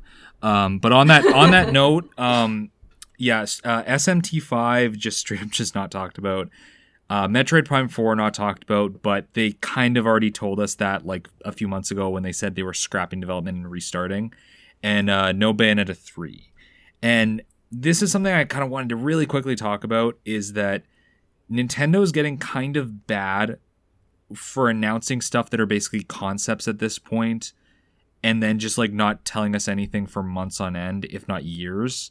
And then we're kind of left in the dark, and it's a little frustrating. I get where they're coming from on a creative standpoint, but it is also frustrating as like fans that just want to know, when's the release date? When are we going to see trailers? Like anything. We're told that Bayonetta 3's dev is okay, but I have no idea because they only showed like a teaser near 2 years ago and then nothing since. Yeah. So that kind of leads me to be a little bit pessimistic. I feel like the best way to do a game reveal, honestly, was kind of what Devil May Cry 5 did, where it's like, didn't say fucking shit for years, even if everyone knew they were working on it, because they didn't really try and hide it all that hard. There were clues everywhere. But, like, didn't announce it until, like, it was more or less cooked, until I think it was, like, at least... It was definitely out of alpha and really thoroughly into beta, at the very least. And, like, within a year, we had it in hand. Like, less than a year. 100% agree. I think that's what more devs need to do. Yeah, I feel like that really should be the industry standard. If you're not giving us a release date, if you're not giving us something that will be out within the next year, or at least you can reasonably argue maybe, then yeah, like, fucking don't announce it. Yeah, because they might have had to restart Bayonetta 3's development, which, fair enough, sometimes, you know, stuff happens, you move people around. Maybe they're busy with a bunch of stuff, because they also have... It wouldn't have been at Nintendo's, it would have been at someone else, but there's also Babylon Falls, which is their other game that they're in development. Same thing, they announced it like 2 years ago, and we don't know anything about that game. We know less about that than we knew Bayonetta, because we don't even know what the like general concept is. Like, Platinum's definitely been a very busy company, and this is like only what we publicly know. Like, I would also be like shocked if like, you know, Platinum and Yoko Taro weren't talking about something. Maybe not necessarily working on something, but like, you know, it was there, you know? So, I don't know. At the end of the day, it's just that general frustration I think most fans have, where it's like, if you don't have any idea when you're going to release anything, maybe don't announce it just to tease us, because then it just feels kind of frustrating. But I don't know if that's exclusive to Nintendo. I just have noticed it lately more with Nintendo than anyone else. But like I just shrug my shoulders at this point because I don't know what else to say on that. So we'll just move on to a couple rapid fire things before we wrap this up. A bunch of ports the Switch is getting, as usual. They're fucking tossing everything on that machine. I mean, thank God. Resident Evil 5 and 6. I guess fuck RE3 and 2. I mean, makes sense, because they're clearly working at remaking both of them. Yeah, and it just feels weird with 3, because it's like, okay, 2, it makes sense, because they're going to do remake at some point, so they might toss that on there. Fair enough, I kind of get it. It's just that weird, like, we're going to just skip over games within the we're just kind of caught in a weird, awkward middle ground right now. Yeah, but, that's understandable. Witcher 3, which I wasn't expecting, but cool. Like, I'm down for that. Like, I think it would work really well on the Switch as like a game you can take on the go because it is so big. But at the same time, like, I don't know how that could run well. Oh, they're dropping. There's graphical quality that's like dropping so hard. They're probably gonna have to put some load screens somewhere. They're gonna have to do some magic on that and play around with it. But at the end of the day, I'm like, as long as it functions, I'm fine with it. I mean, like it's so long as they're able to make it just a downgraded version and not a worse version, if that makes sense. Yeah. And then another one that was really out of nowhere on this whole thing is Panzer Dragoon. I was literally about to bring that up. Like, I fucking thought that franchise was dead forever. Oh, same. I was like, what is going on here? Like, I'm not a big Panzer Dragoon fan, partially because no games ever come out for it, but I was like, okay, I guess Panzer Dragoon on the Switch, cool. What was it? Also got 2 new Zeldas, one of which is so fucking precious it hurts my soul. Oh, Link's Awakening. Awakening. So fucking cute. It is the cute. amiibo for that, like... I'm getting 10. Yeah, no, I'm adopting it. I'm legally adopting the amiibo for Link's Awakening. Oh, yeah. I don't know if I'm going to get the amiibo because I haven't bought any amiibos yet. I haven't sold my soul yet. But I'm like, yeah, I'm love to jump call. on that. You said 2, but technically 3. I don't know if you're ignoring Cadence or you're ignoring the other thing. But is it Cadence of Hyrule? Or is it starts with a C? No, Cadence of Hyrule is correct. Okay. I just completely blanked on it. But that does look like a lot of fun. I'm really into it. In terms of the Zelda sequel, so first off, I am glad that they are committing to, like, no, this is a hard sequel to this specific one. Yeah. It looks like it's having a very Majora's mood. You know, it looks terrifying, spooky. That's exactly what I thought, and I think even the devs knew people were going to kind of make that comparison because it's a very fair one, and they were even saying this is going to be darker than Majora's Mask, because my thought mentality has always been, I prefer Majora's Mask because Ocarina of Time kind of sets the standard, and then Majora's Mask was like kind of the twist on it, and that's what I think we're going to get with this one. Breath of the Wild 2, Electric Boogaloo, or by its alternative title, Link fucking dies. You get to play as Zelda. That's my prediction. Honestly, I sincerely wish that, like, every 3D Zelda game got its, like, own Majora. Yeah. I think it's kind of a bummer that, like... Because I would have loved to see, like, what someone could do with, like, the mechanics of Wind Waker in terms of, like, refitting that to a much darker story. And it doesn't even have to be necessarily darker, but, like, Just take different. a twist. Like, twist it to something new. Because again, that's what's cool about Majora. If we can't play my girl, and we're not going to be able to play my girl, I'm not going to hype myself up for that.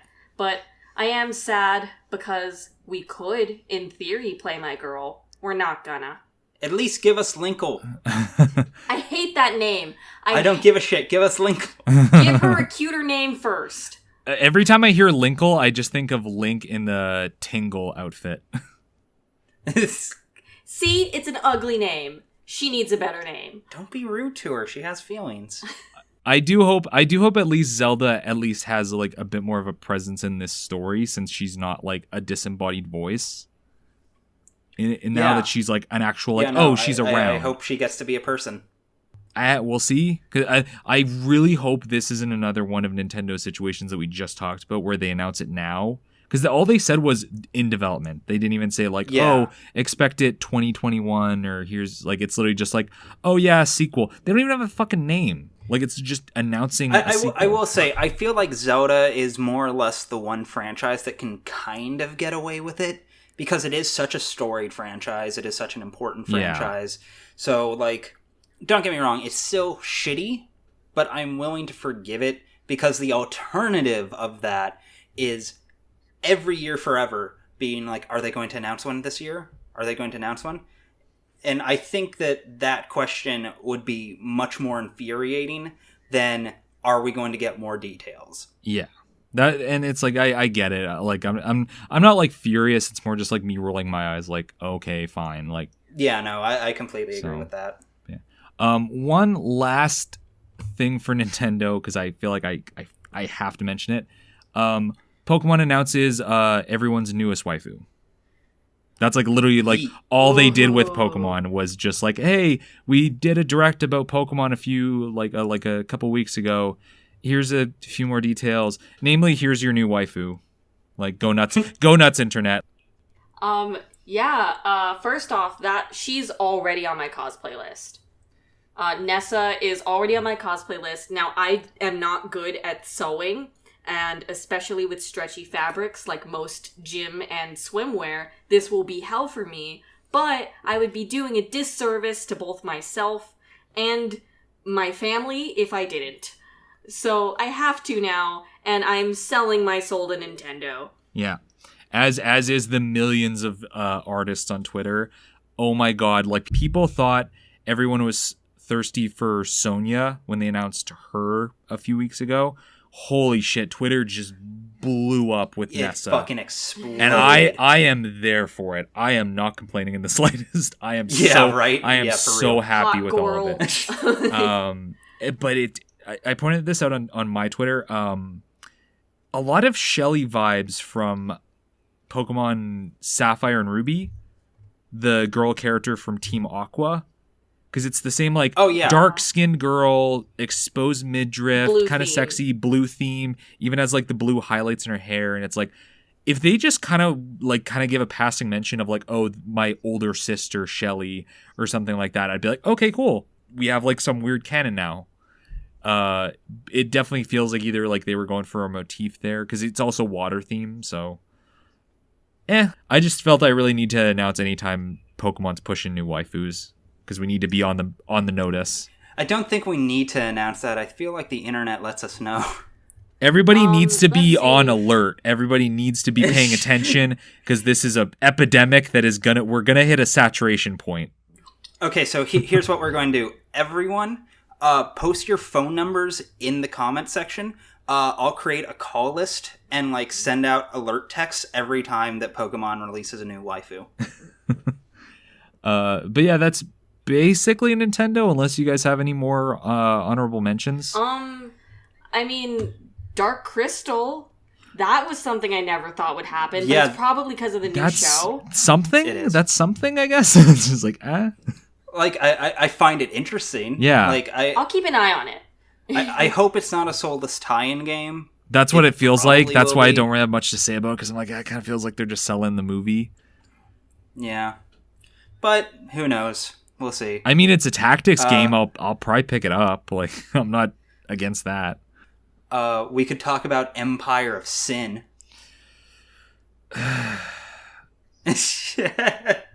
You know, I tossed this out there just because I thought maybe you guys might want to talk about Luigi's Mansion 3 before we move on. I got nothing. I have no fire for that series. Like, it looks fun. It looks like Sweet boy Luigi. Yeah, pink Luigi. Important. That's Would one hold thing. Hands with. Yeah. He'd treat me right. Not like that scumbag Mario. Yeah, fuck Mario. So before we declare the winner, because I think this will last us for another 20 minutes, what do we want to give a grade for Nintendo? Winner out of 10. I'm gonna give Nintendo 1 hot Bowser Daddy out of 10. 1 frustrated fanboy out of 10. You can take that however you want. So I think it's fair that we're saying it before. Nintendo basically crushed this one in terms of like just the conferences. They were the most entertaining. They were the most like personality. Not counting Devolver, because Devolver just didn't announce really much. They were just kind of shit posting. So it's like kind of hard to really count them within this.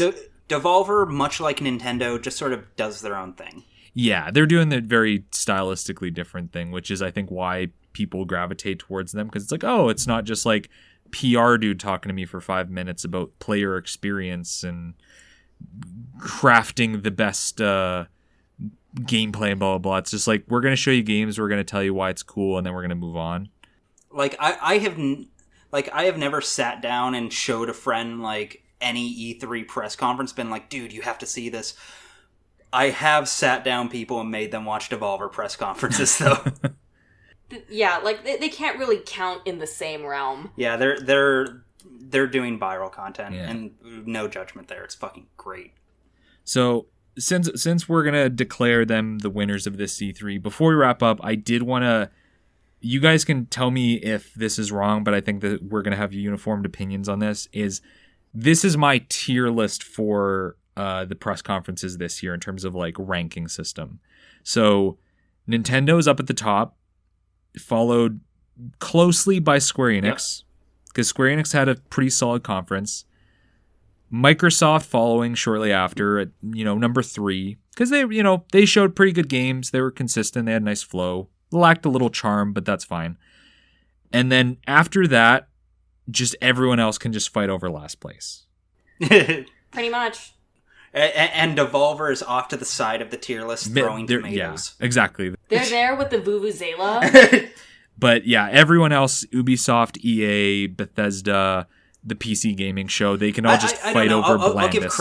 I'll give credit to Microsoft, because Microsoft, like we said, may have lacked personality, but also was by no means a disaster. It did what it was supposed to do. Oh yeah, because I was watching streams of other people watching these press conferences, and like, you could just see people's souls just leave their body with like Ubisoft's and Bethesda, where they're just bored. Yeah. You can just tell people are just like, move on, get over it. And I think that's the most telling thing of all, because nobody was saying that about Nintendo's. Nobody was saying that about Square Enix's. And yeah, I was on call with you guys when we were watching Microsoft. None of us were saying that about Microsoft, really, as far as I can remember. So they're doing something right. But yeah, you guys, so that's pretty much our tier list? Yeah, more or less, I'd say so. I would like to carve out a very special tier beneath that, because, like, don't get me wrong, I think all of them are in the running for last place, but I feel like Bethesda's the clear winner for last place. Advanced last. Yeah, no, they're advanced last. Dig the hole, take Ikumi out, and then push Bethesda in. Fucking... Because literally, she's more or less it. That's the whole thing. The only bright spot of that entire press conference. Like, as a matter of fact, let's just skip any ambiguity. Just dig a hole and throw Todd Howard in. There we go. That's what we're actually talking about. Yeah, we want to throw Todd Howard into a hole. Enough! He's already dead. No, he's not. He's still causing damage. The world is at his mercy. God. Okay, so any final thoughts before we end this? I hate video games. I can't wait to have a whole bunch of heart butt corgis. Thanks, Pokemon. Never mind, video games are good again. Okay, do you want to sign us off, Ryan? Yeah, for sure, sounds good. Thank you all for listening. I have been Ryan Seals. This is Jade. This is Fox. And we will talk to you later. Love y'all. Peace.